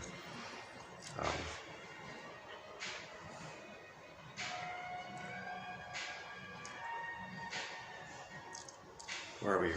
The obsessional has suffered severe damage to his self-esteem in childhood. He conceives of himself as, okay, all the usual thing, unlovable, unacceptable, etc. So there's a lot of shame and self-rejection with the obsessives. And they don't want to know it or have it exposed. Then you get this really rageful Jekyll and Hyde thing. And they always have to go back to this. I did nothing wrong. I always see myself as a good boy and I'm right. And if they do something otherwise, no, they can't know it.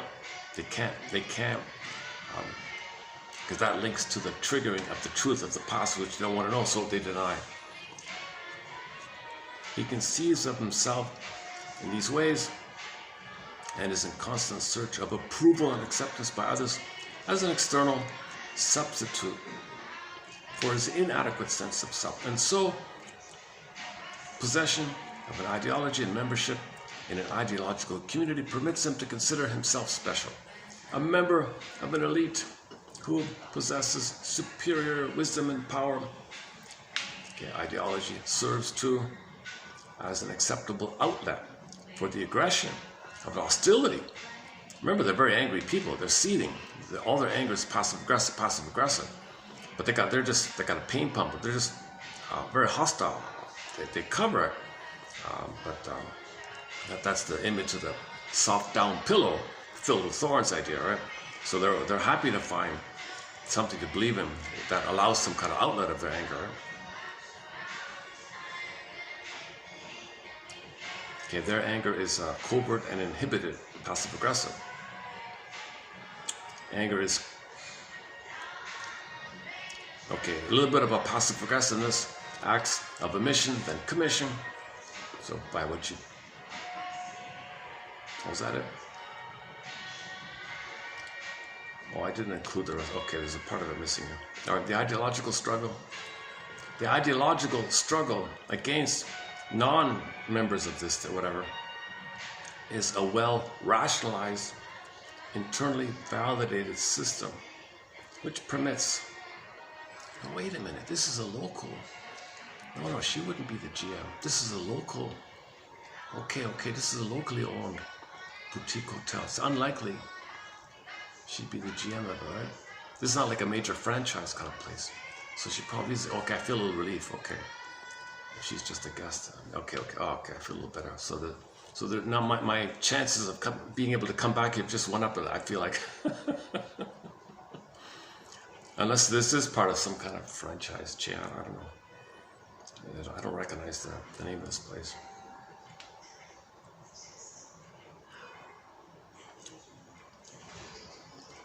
Okay, let me just skip a bit of, let me just skip some of this.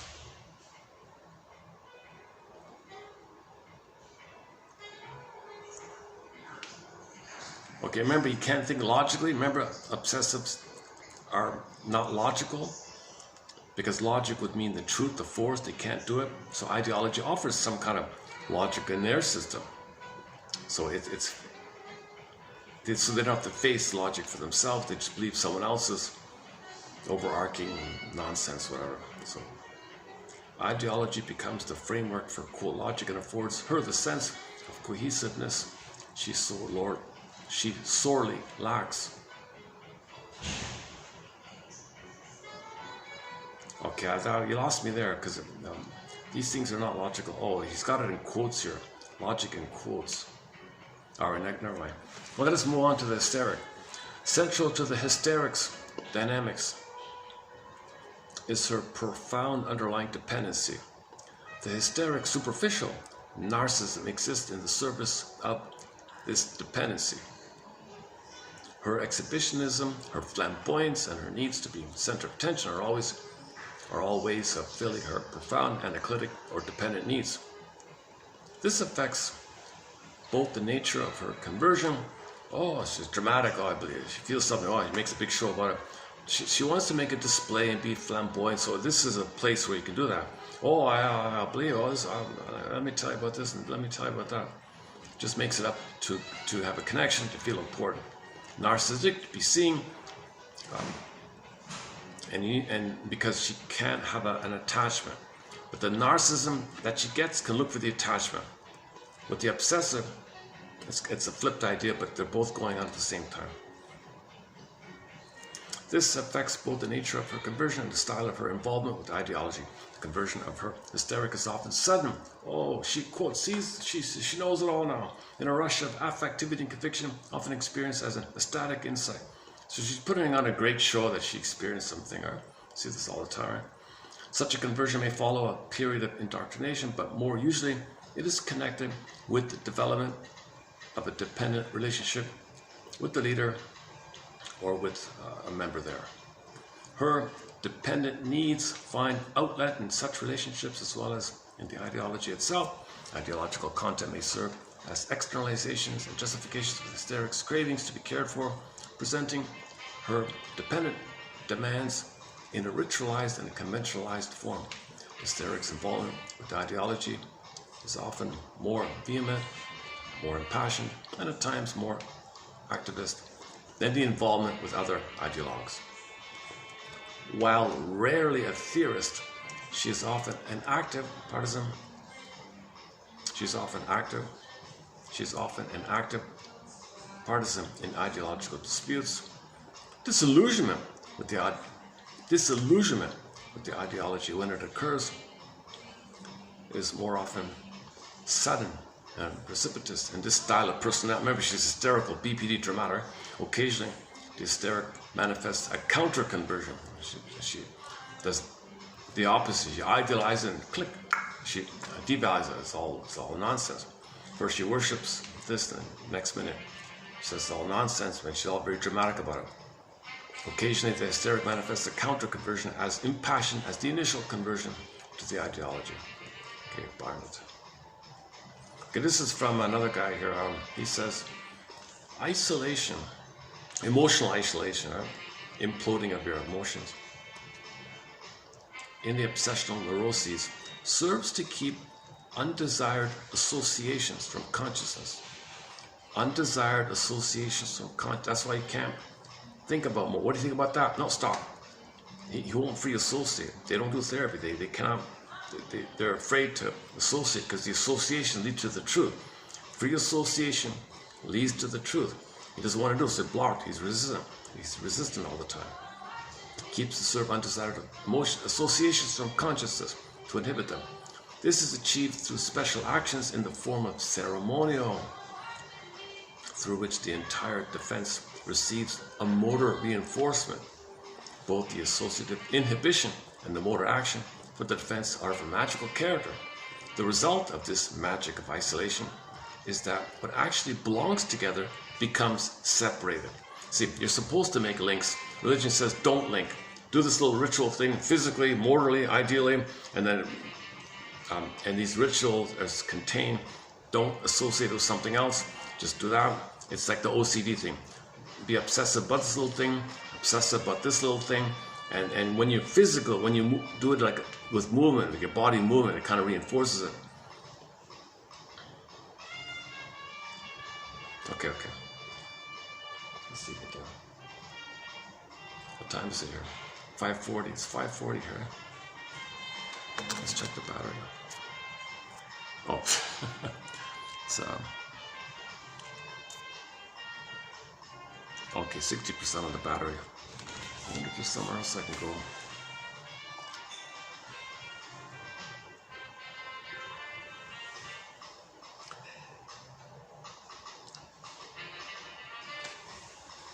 Let me think, where else can I go here? Let's just play a song. I'll just check how's it going on the other side there. In a sec here. I'll play a soft, like a soft kind of song here.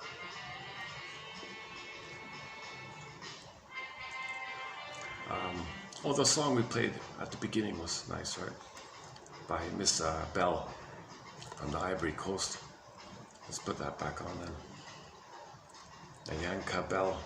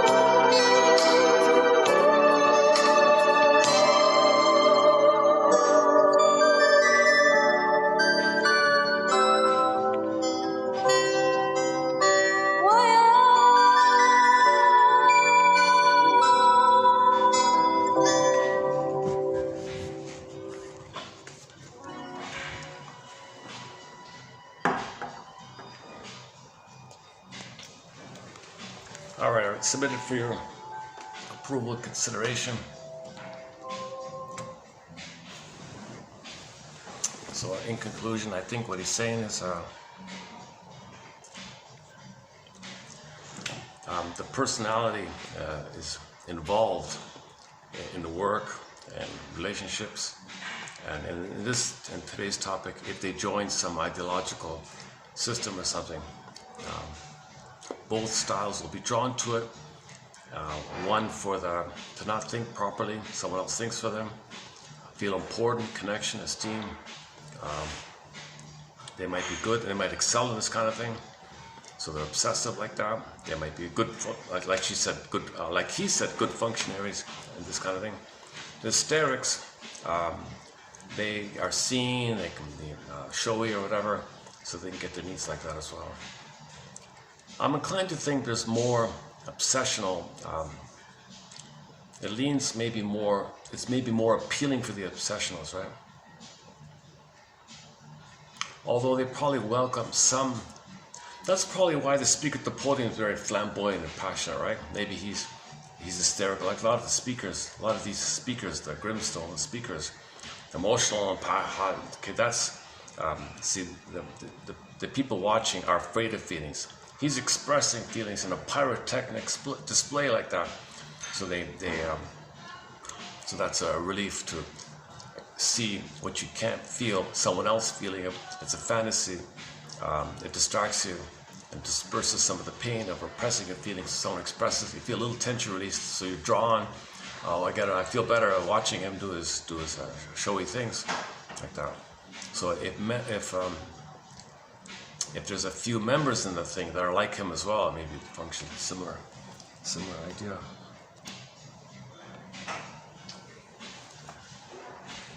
Yeah, I'm still a little uncomfortable here. When I arrived, there was no one here. I felt, oh, this is great. Now people are pouring in. I wonder what time this thing's open. I gotta find out what time this thing is open, because chances are nobody will be here. Okay, I'll give this venue another spot. I don't think that lady's the manager, so I think we're okay. And I checked in twice with her. She said, no, don't worry, you're fine. I'm not bothered by your talking. Okay. Okay. So let's just conclude here. So this is a conclusion. This wraps up a preview run. So what we did here was a preview run of 32 TQ 32, 82, and 3, based on Barnett's article on ideology. Called on ideological and the psychodynamics of what is it? What's the rest of it? Oh, there it is. Oh, there it is there.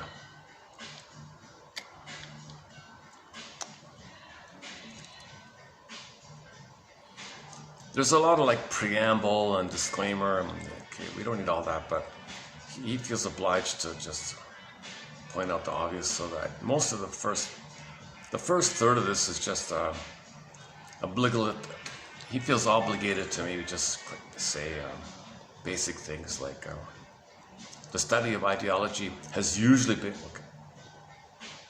psychoanalysis can make a contribution to the study of ideology, things like that, and it's essential that it do so to understand the dynamics of ideology as it operates in the psychodynamics of the person and in the theory and practice of the therapist.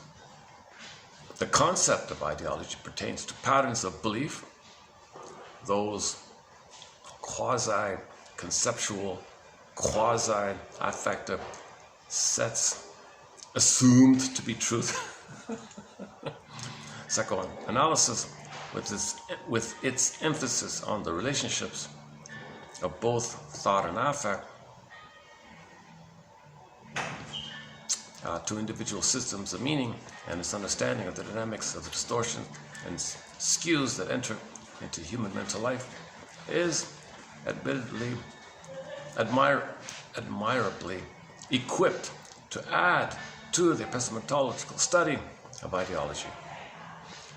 Because ideology has been primarily... Hey, wait a minute, what am I doing? Let me let the phone read this. I think I can get the... Let's see, does it work? Hang on a sec.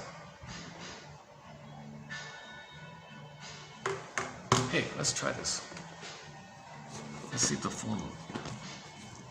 Let's try this.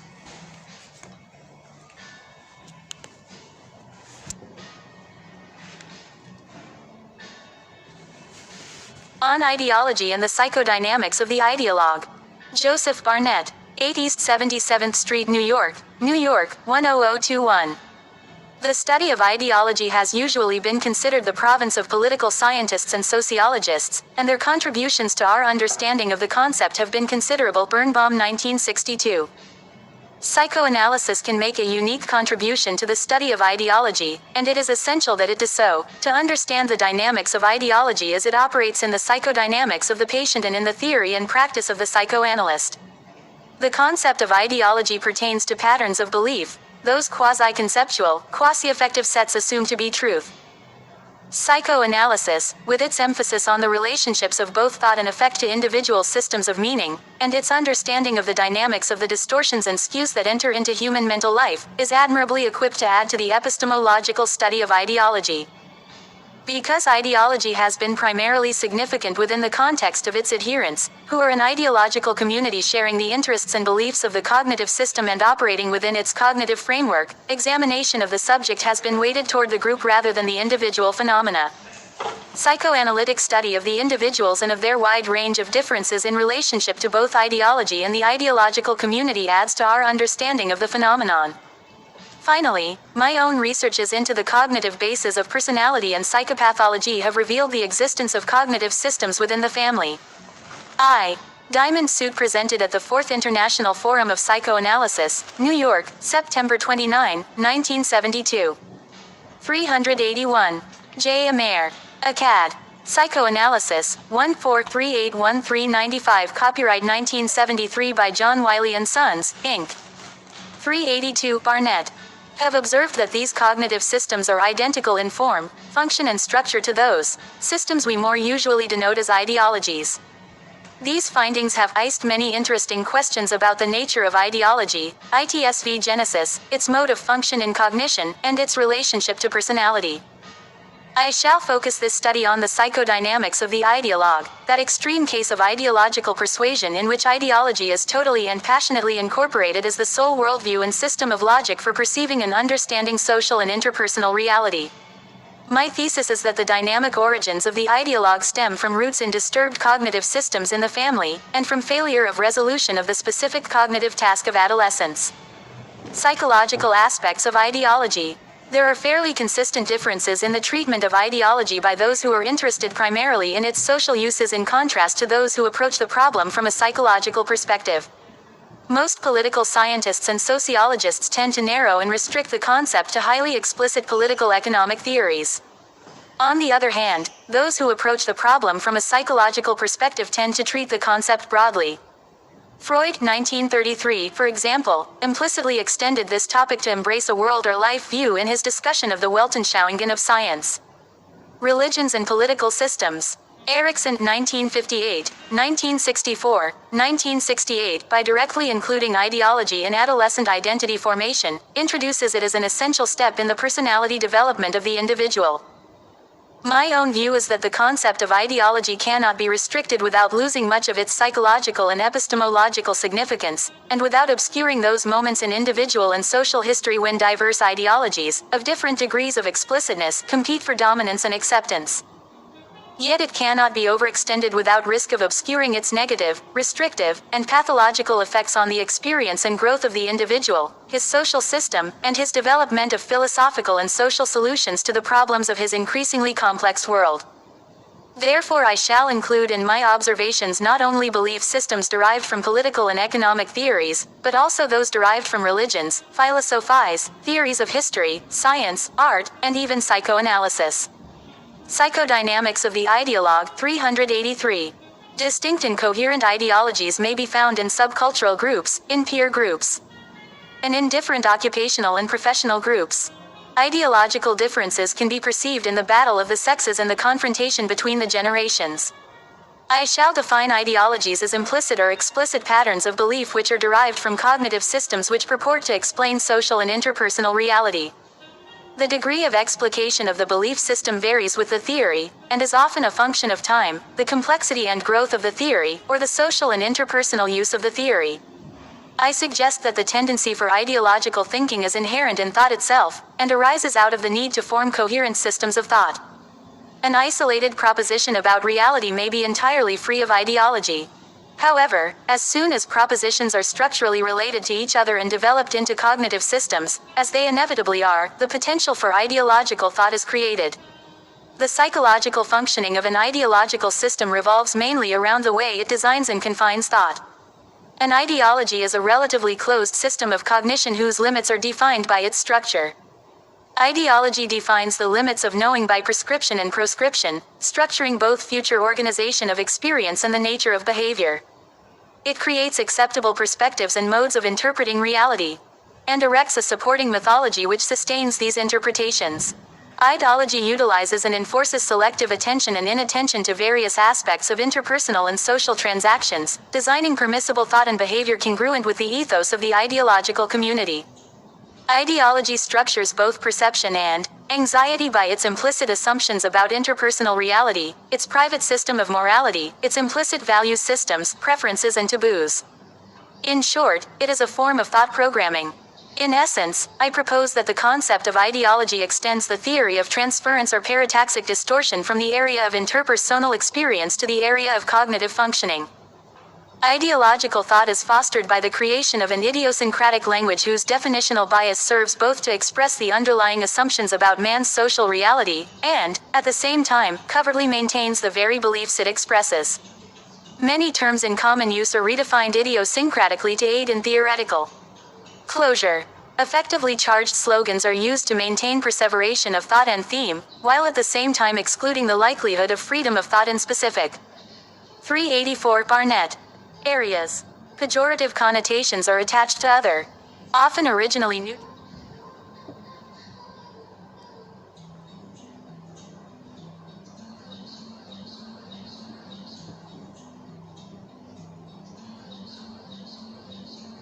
Such a language of discourse is formulated, a syntax is elaborated. What I call ideological syntax involves the structural rules for the use of the theory language in thought and discourse. The rigidity of an ideology is dependent on its syntax and on the elaboration of dogma. Dogma are the definitions which proclaim issues of absolute truth which may not be questioned by the adherents of the ideology. Dogma are assertive statements of propositions necessary to maintain the cognitive system, and often indicate the conceptual weak points of the system. At these weak points, authority and faith are invoked to lessen challenge through fear of punishment. Dogma tends to proliferate with the growth of complexity of the ideological system, as its failures to explain become more apparent. Ideology, then, does indeed imply distortion. Two major types of distortion are bound to occur in ideological thinking. The first set of distortions are based on the structural bias of the cognitive system, the definitional bias, the slogans, the dogma, and the rigidity of syntax. These distortions reflect the closure and the internally self-validating nature of the conceptualizations of the belief system. The second source of distortions are affective. They are derived from the perceived relationship of the ideological community to the larger environment as well as individual factors we shall touch on later. The affective distortions introduced by ideology are analogous to the parataxic distortions produced within a family in that the terms of the theory serve to institutionalize and structure anxiety around thought and activity which threaten the integrity of the system. Despite these observations about the inevitable distortion of ideology, I agree with Schill's 1968 when he observes that individual propositions of an ideology may be accurate and true. The dangers of ideology lie not in its particulars, but rather in its system, in the way it blocks adequate thought and communication, the way it obscures and mingles the rational with the irrational, and the way it prohibits rigorous or experimental examination of novel experience. The family ideology. The earliest example of this tendency in the individual's development may be found in what I have called the family ideology, Barnett 1971a. Prior to adolescence, the child's cognition is largely a product of his interaction with the family. The family ideology. An implicit system of cognition which determines systems of knowing and of innocence compatible with the specific homeostatic balance maintained in the family, structures the cognitive matrix of his interpersonal experience, what he may know, how he may know it, and even what he must not know. Much of psychoanalytic treatment is involved with the analysis of the implicit systems of meaning and of belief of the patient's family ideology, and of the mechanisms by which these systems of knowing and of innocence are created and maintained. The family ideology is, in effect, a dynamic summation of the parents' implicit accommodations to each other into life. It is a function of the character structures of the parents and of the modes of interaction of these structures. It structures meaning compatible with the nature of the relationships that maintain the family homeostasis. Concepts of good and bad, right and wrong are defined by the implicit premises of the system and become the nucleus for the formation of the self-system. Childhood's one innocence is the uncritical acceptance and involvement in the family ideology. Erickson's position that the child is incapable of ideological thinking, 1964, is valid only insofar as the child prior to adolescence would be incapable of creating an ideology because of the absence of formal mechanisms of thought. However, these very limitations make the child the natural ideologue, existing cognitively only in the belief systems of his family. This state of innocence is challenged with the advent of adolescence. Inhelder and Piaget 1958 have shown that adult sense marks the emergence of formal mechanisms of thinking which allow for the use of propositional logic, the construction of hypotheses and theories, and the power of reflection. The adolescent now has available a new order of abstraction and generalization which permits and even requires a new order of comprehension and thought. The very nature of these cognitive changes leads to disillusionment with the givens and the restrictions of the family ideology. With the flood of new experiences attendant on adolescence, the conceptual, behavioral and emotional limits set by the family ideology are increasingly difficult to maintain. The illusions of childhood, that the family ideology is infallible, are necessarily surrendered if the adolescent is to develop a system of comprehension related to the world of his own experience. Psychodynamics of the ideologue, 385. The elaboration of this personal comprehension of experience is the very point of adolescent individuation. It is associated with much anxiety, because of the nature and difficulties of the task and because of the numerous risks, responsibilities and consequences to which a personal worldview is subjected, since it may fall through its own weakness or under the weight of family, peer or social censure. Further, the anxiety is accentuated because the conflicts weaken the bonds of solidarity that a common ideology maintains, and demand changes in the family structure and relationships. These anxieties lead to the characteristic dependency problems of adolescence which I have described elsewhere as cognitive Barnett 1971a.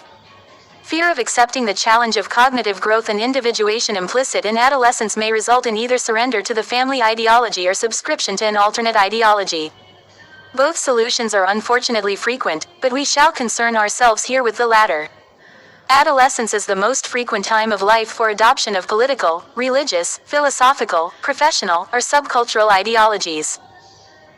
Unlike Erickson, 1964, 1968, who sees the adoption of external ideologies as a positive and even necessary factor in the search for identity and maturation, I regard it as only a potentially useful step for those adolescents who need the support of an ideological system and community as an alternative base in separating himself from his family identity and family ideology. However, I see such a move as a psychologically conservative and dependent one, fraught with the risk of an arrest of further individuation and growth to adulthood. The adolescent who chooses an external ideology rather than confront the uncertainties, paradoxes and complexities of life, opts for security rather than growth. He replaces the family with the ideological community, and the family ideology with the external ideology.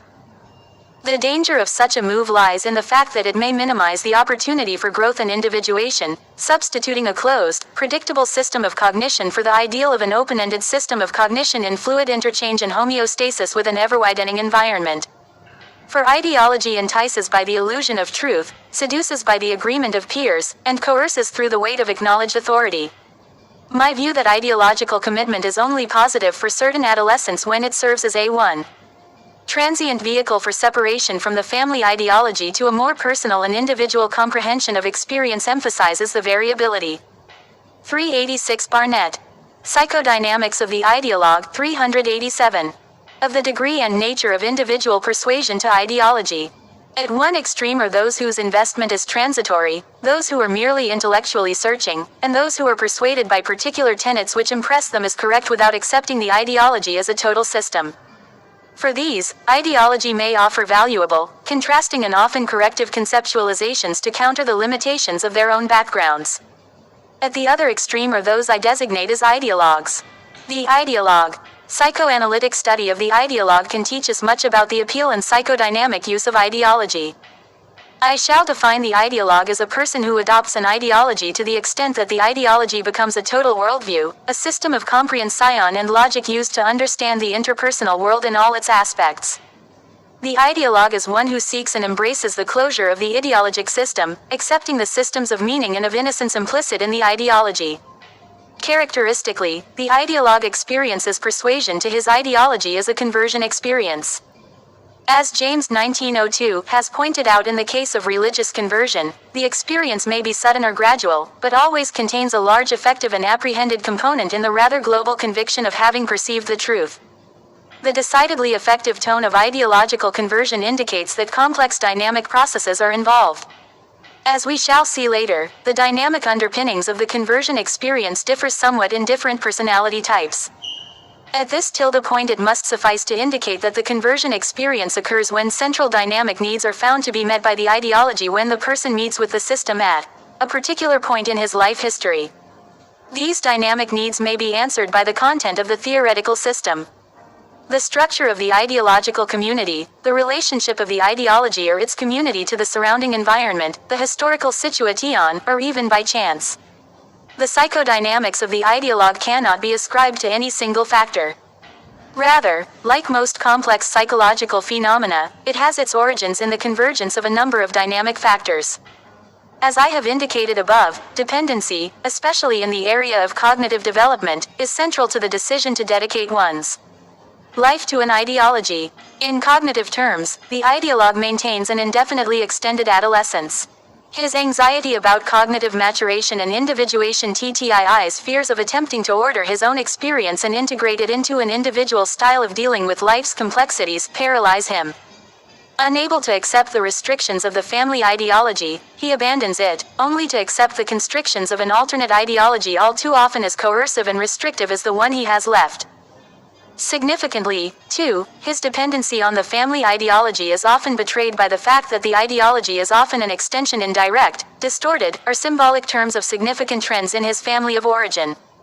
Dependency also motivates the relationship of the ideologue to the ideological community.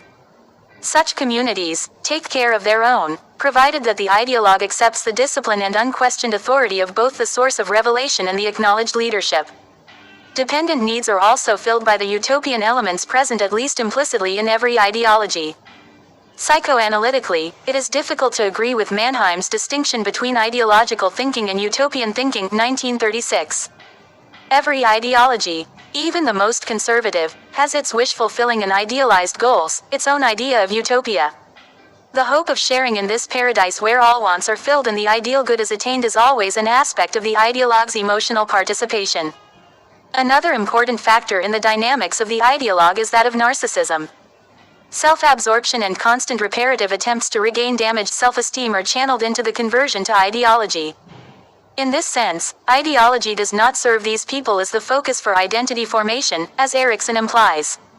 Rather, their damaged sense of self forces them to seek then significance in their possession of an external system and then membership in a self-styled elite. Two aspects of ideological persuasion lend themselves particularly to the narcissistic needs of the ideologue. On an ideational level, both the ideology and the ideological community lends to the illusion of omniscience. Doubts and uncertainties are replaced by conviction and by group support and validation that they alone possess and guard absolute truth. Shared language, premises, and rules for discourse reinforce this illusion in an ever-renewing, self-proving dialogue.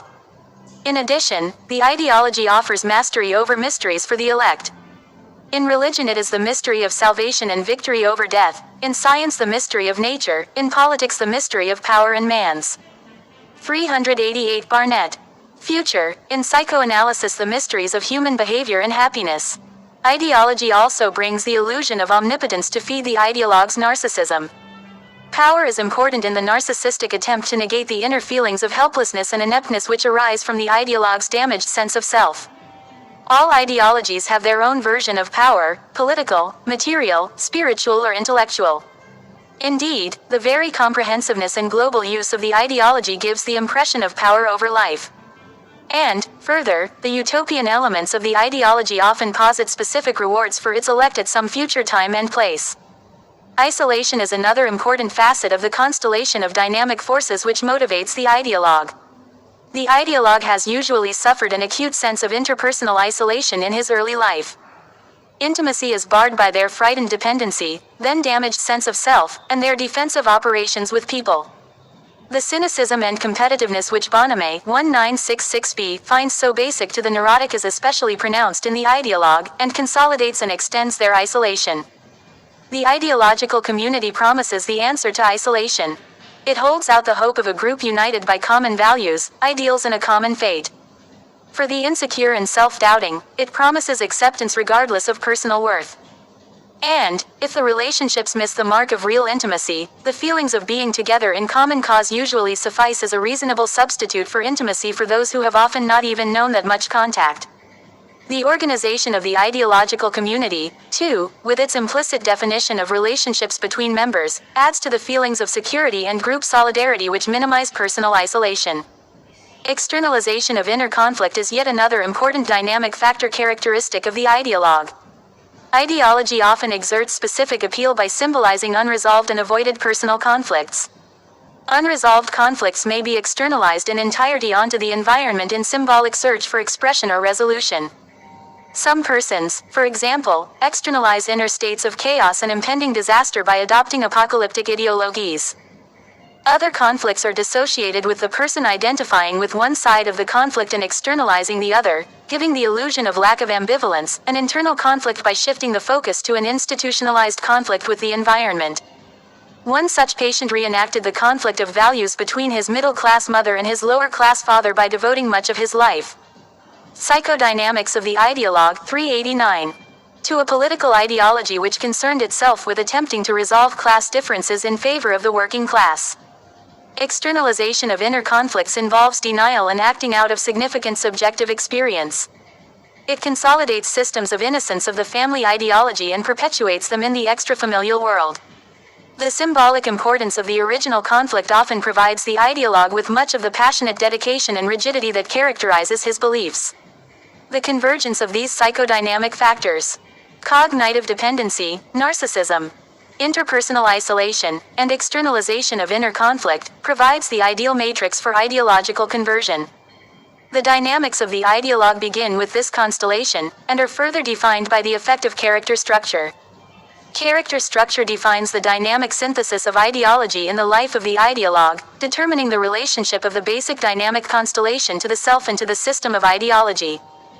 Most attempts to apply a unitary type of personality to studies of ideology, like Adorno's 1950 authoritarian personality, use sociopolitical types, which actually include several discrete psychodynamic types. Gorelick 1971.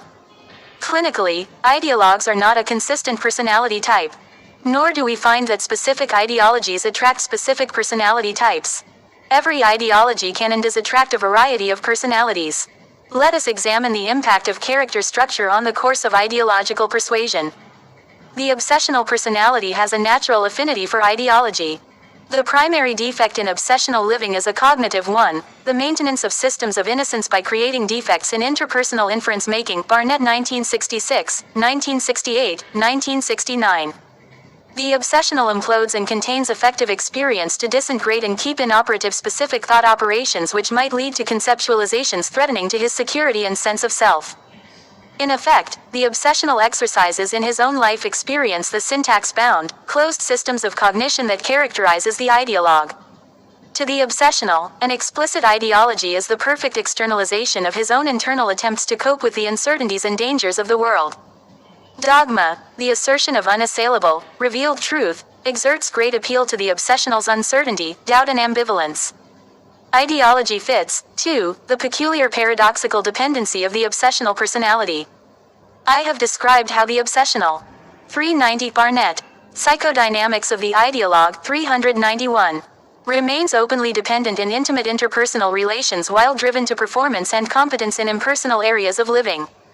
His needs for intellectual competence and control, his task orientation, his needs for achievement and the approval of peers and superiors make him the perfect functionary.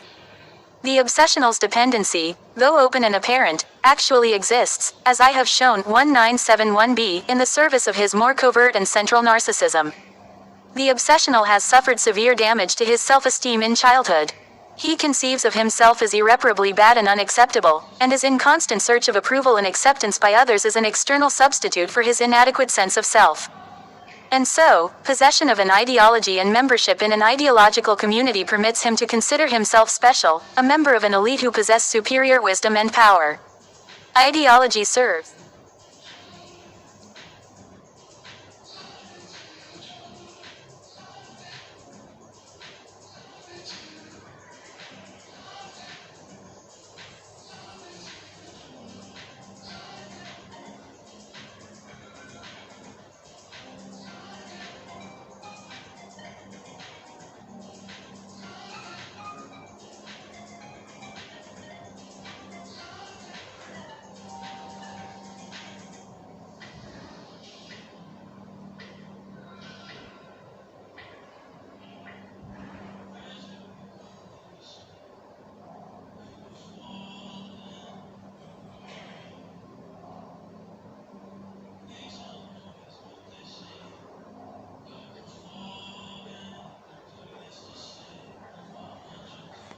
different function for the hysterical personality. The appeal of dogma is not nearly as important to the hysteric as is the need to overcome underlying feelings of helplessness, and a hunger for structure and organization of her chaotic experience. The hysteric explodes affect, voiding sensate experience before it can be used adequately for impression and refinement in the organization of her experience. Barnett 1968. The hysteric's cognition is, consequently, imprecise and disordered. Ideology provides her with a structural template for thought around which she can accrete her sensory experience. Ideology becomes the framework for logic, and affords her the sense of cohesiveness she so sorely lacks. Central to the hysteric's dynamics is her profound underlying dependency. I have suggested 197 lb that the hysteric's superficial narcissism exists in the service of this dependency. Her exhibitionism, her flamboyance and her needs to be the center of attention are all ways of filling her profound analytic or dependent needs. This affects both the nature of her conversion and the style of her involvement with ideology. The conversion of the hysteric is often sudden. She sees the light, in a rush of affectivity and conviction often experienced as an ecstatic insight. Such a conversion may follow a period of indoctrination, but more usually it is connected with the development of a dependent relationship with a charismatic leader or with a member of the community. Her dependent needs find outlet in such relationships as well as in the ideology itself. Ideological content may serve as externalizations and justifications for the hysteric's cravings to be cared for, presenting her dependent demands in a ritualized and conventionalized form. The hysteric's involvement with ideology is often more vehement, more impassioned, and at times more activist than the involvement of other ideologues. While rarely a theorist, she is often an active partisan in ideological disputes. Disillusionment with the ideology, when it occurs, is often more sudden and precipitous in this type of personality. Occasionally, the hysteric manifests a counter-conversion as impassioned as the initial conversion to the ideology. The paranoid personality bears an important relationship to ideology. For some paranoid personalities, ideology serves as a nucleus for the development of a paranoid system. Others use ideology to encapsulate, isolate and contain their pathology. Although paranoid ideologues may be found in any ideology, they are often extremists in their persuasion or select extremist ideologies. Marmer 1968 has described several classically paranoid features as typical of the political extremist, including extreme suspiciousness and distrust, grandiosity and egocentricity, and self-justification in the use of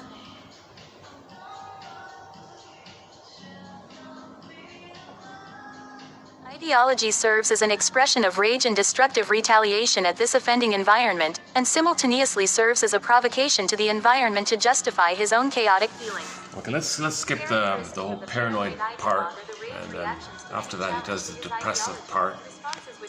That's enough. I think just discussing the obsessional and the hysteric is enough, and all that introductory kind of part. Let's save the paranoid topic and the depressive topic, oh boy, for some other time.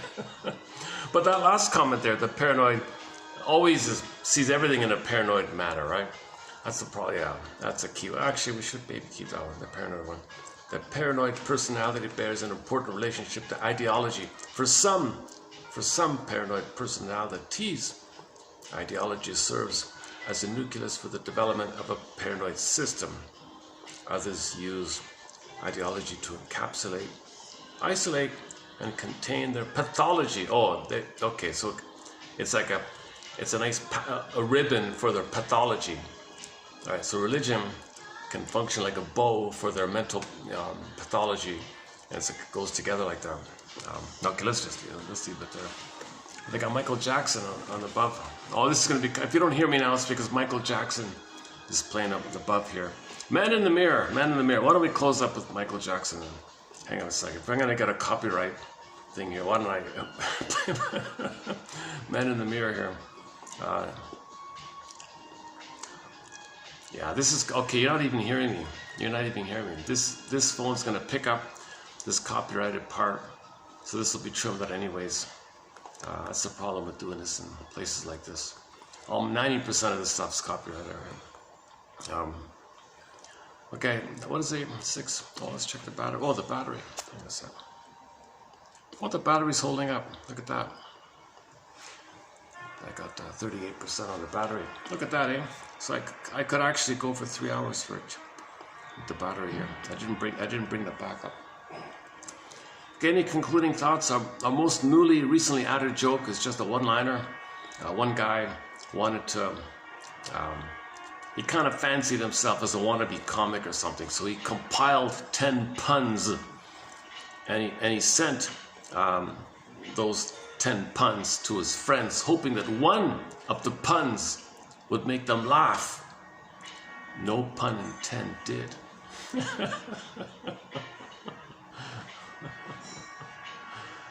Did I get it across? Okay. Let's wrap it up here. Okay, submitted for your approval and consideration. Check out any of the quotes.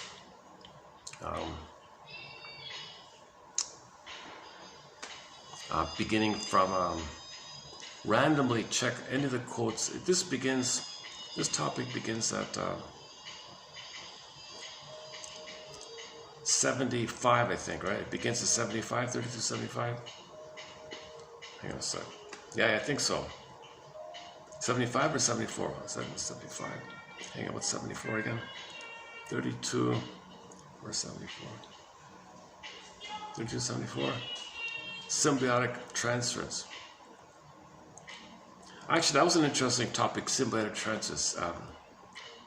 3274, yeah. Begins at 3275.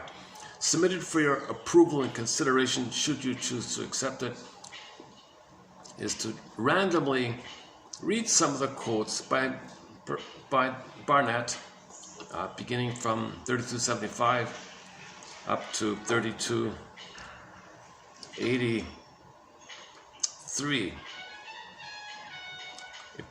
I see. So if we do another one, 84, that'll be 10. That'll be 10 pages, right? That's pretty good.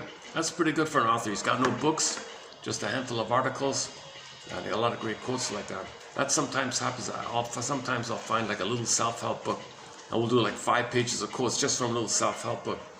Meanwhile, you'll find a massive encyclopedia with 10 volumes, and forget it. Just throw it. Nothing. Maybe one.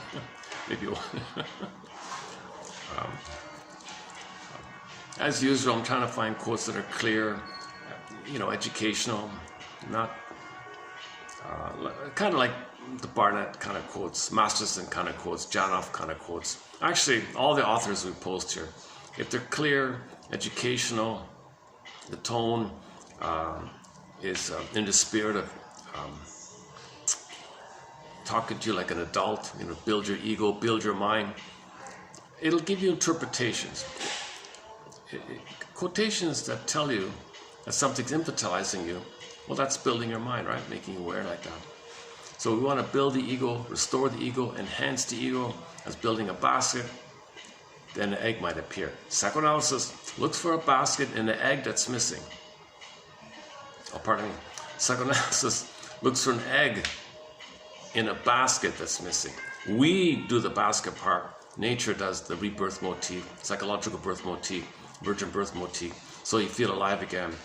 When you have a consciousness in the basket that recognizes story, recognizes time, the present, not the past. Okay, you got to fully realize the present, not the past. But we're emotionally living the present as new dishes the past again and again, a repetition compulsion, present still the past. You got to recognize the present.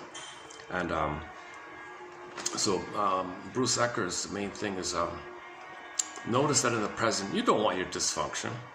You want to grow up, right? You want to, okay, so, but the unconscious is, no, join one of these ideological things and stay as a teenager, stay in a dysfunctional family, don't think reality, just do in and out, in group, out group, you know, me, good, you, good breast, bad breast, you know, the outer is the mother, you project, externalize.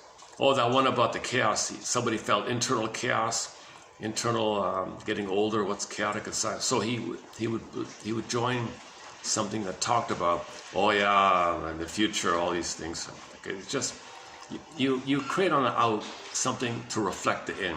The outer is, the things you're saying are produced by your inner issues. So just notice the link between, like that. So if you don't want to face something like you're feeling confused and chaotic and getting older and what's going on, well, you might be drawn to somebody telling you, oh yeah, things are messy or whatever. Well, you feel messy. Just look in the mirror, man in the mirror, look in the mirror, you feel messy. The things you say, look in the mirror, you're talking about yourself. Most of the things you say, you're talking about yourself, but your psychic structure. Okay. And if it's all like micro to obsessive micro, that means you don't want to know the truth the mother hurt you. So that's a key point here by Barnett. So the key point number one by Barnett is the attachment issue is failed and your identity is failed. And this repetition compulsion I'm still trying to get up takes two forms. Okay? If the affect pops up, grasshoppery, hysteric, acting out, impulsive personality styles, if the mother was too hypercritical, everything's pushed down, isolation of affect, implosion of affect, okay, you got the obsessive, paranoid, and depressive styles. He goes with those six, as far as I can tell. But all six are kind of in the same issue: unmet attachment and unmet fulfillment of identity. Right? So just that alone, just keep that in mind. It's empathy for yourself and others. It's overall empathy. Think of those kind of terms. That the connection, the hysteric wants connection through narcissistic efforts. So narcissistically, they want connection. By narcissism, they seek connection. Okay. By others saying they're a good boy, the connection, they get their narcissism with the other ones. That's one of his ways of doing it. And the one interesting one about why obsessives cannot see the forest, they only see the trees idea. That means in regular life, things are cloudy and choppy and confusing. They don't want to show that. It's because to properly think, it's going to lead to the memory, to the truth that mother hurt you, which you don't want to do, so don't think. Obsess, okay, but don't think. Difference between obsessiveness and trying to think. Thinking means linking. Obsessiveness breaks the links. A little bit here, a little bit there, fragment like that. And did we get it? Is that about it? And then in this ideologue thing, yeah.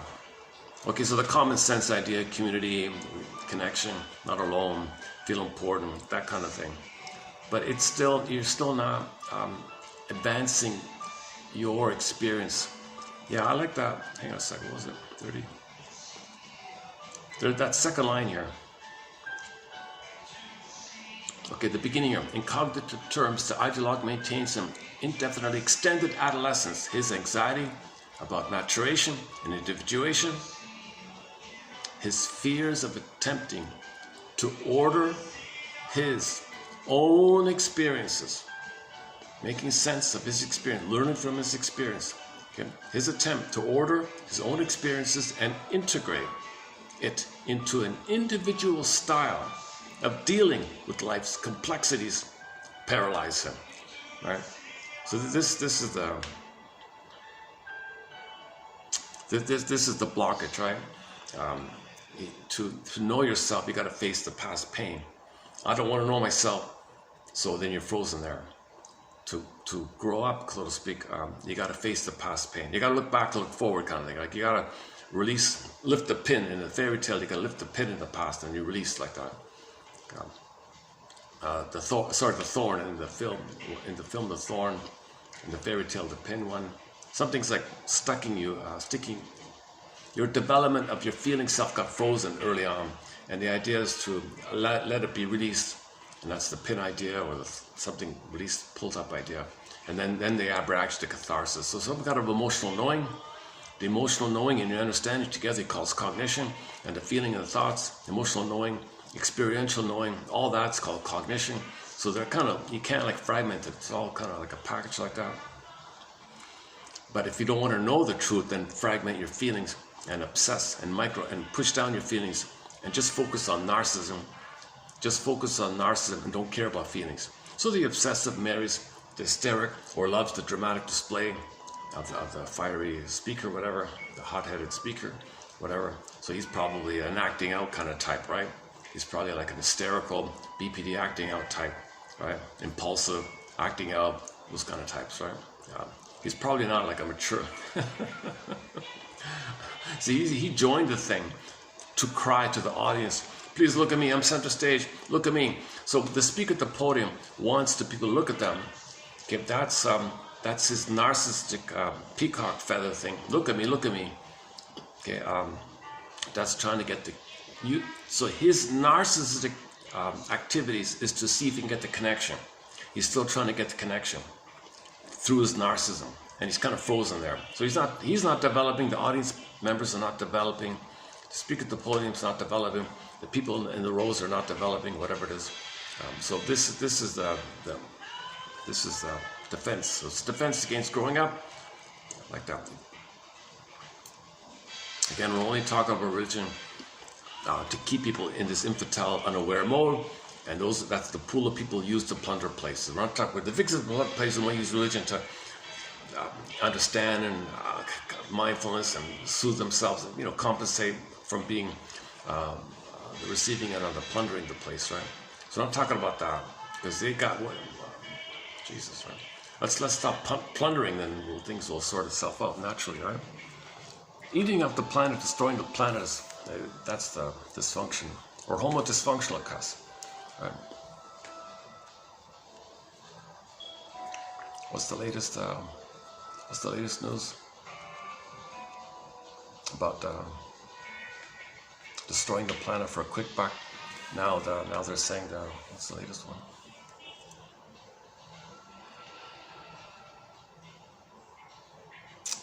It's harder to squelch, to take out these fires that appear. They're saying, I heard somebody say the firefighters are saying, oh, it's harder now to take out these fires, right? Like they take out 99 whatever percent of them, but it's those few that cause the problem. And they say those few that cause all the problems, they're harder to deal with. So that's a sign. It's a little bit like a sign of how we're destroying the planet for a quick buck. Now the people behind the scenes, that's a homeostasis for them, to see goodness damaged. They don't want to see goodness. When they see goodness, they got to see it damaged. Then they're not triggered. They're not triggered of feeling, of affect. The people behind the scenes, okay, the implosion of affect. Of course, the psychopath has implosion of affect. So much so that it's just they can't acknowledge it at all, right? And the only activity is to repeat the search, but wreck it so they don't feel anything.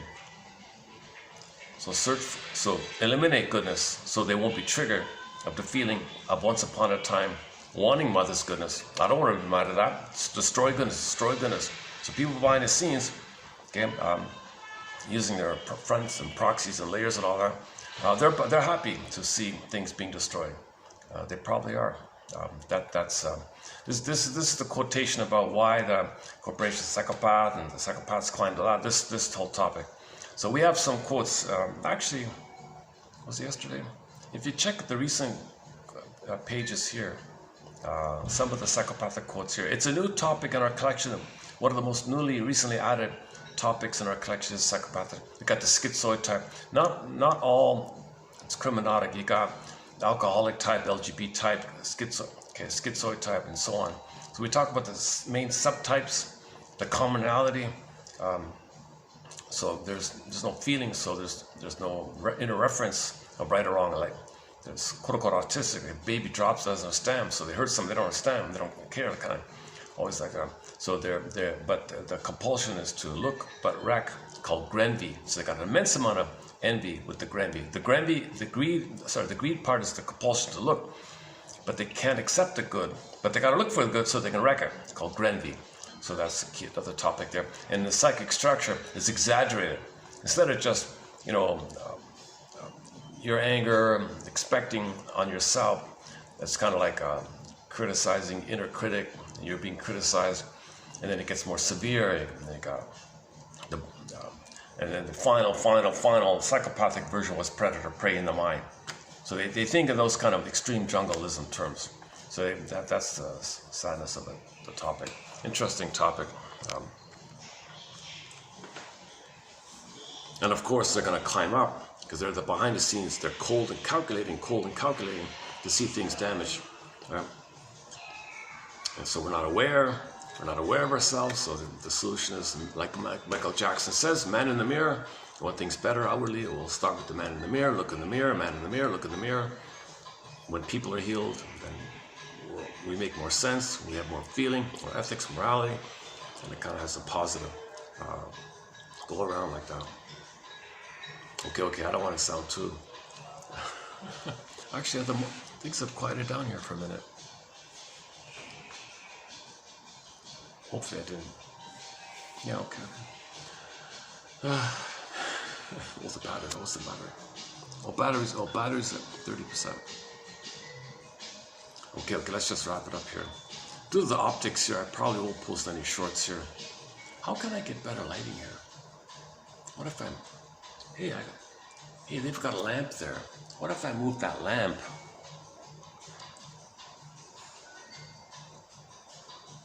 Hey, what if I move that lamp beside me here and have that lamp? I'd probably have enough light, right? If I can get that, if I can move that lamp there next to. Oh, they're pouring in. All right. I just saw a group pouring.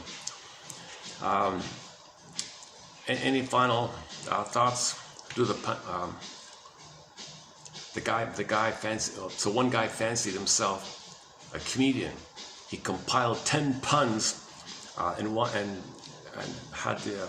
decided to send those 10 puns to his buddies, hoping that one of the puns would make them laugh. No pun intended. So we've got a major thread on humor. Grotstein's in there, the author Grotstein, and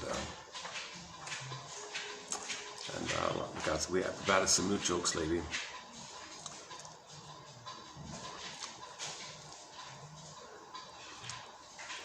How can I close up this video here? Let's close up with just a few seconds of some music here. Let's just close up with a few seconds of music, and I'll just wrap it up.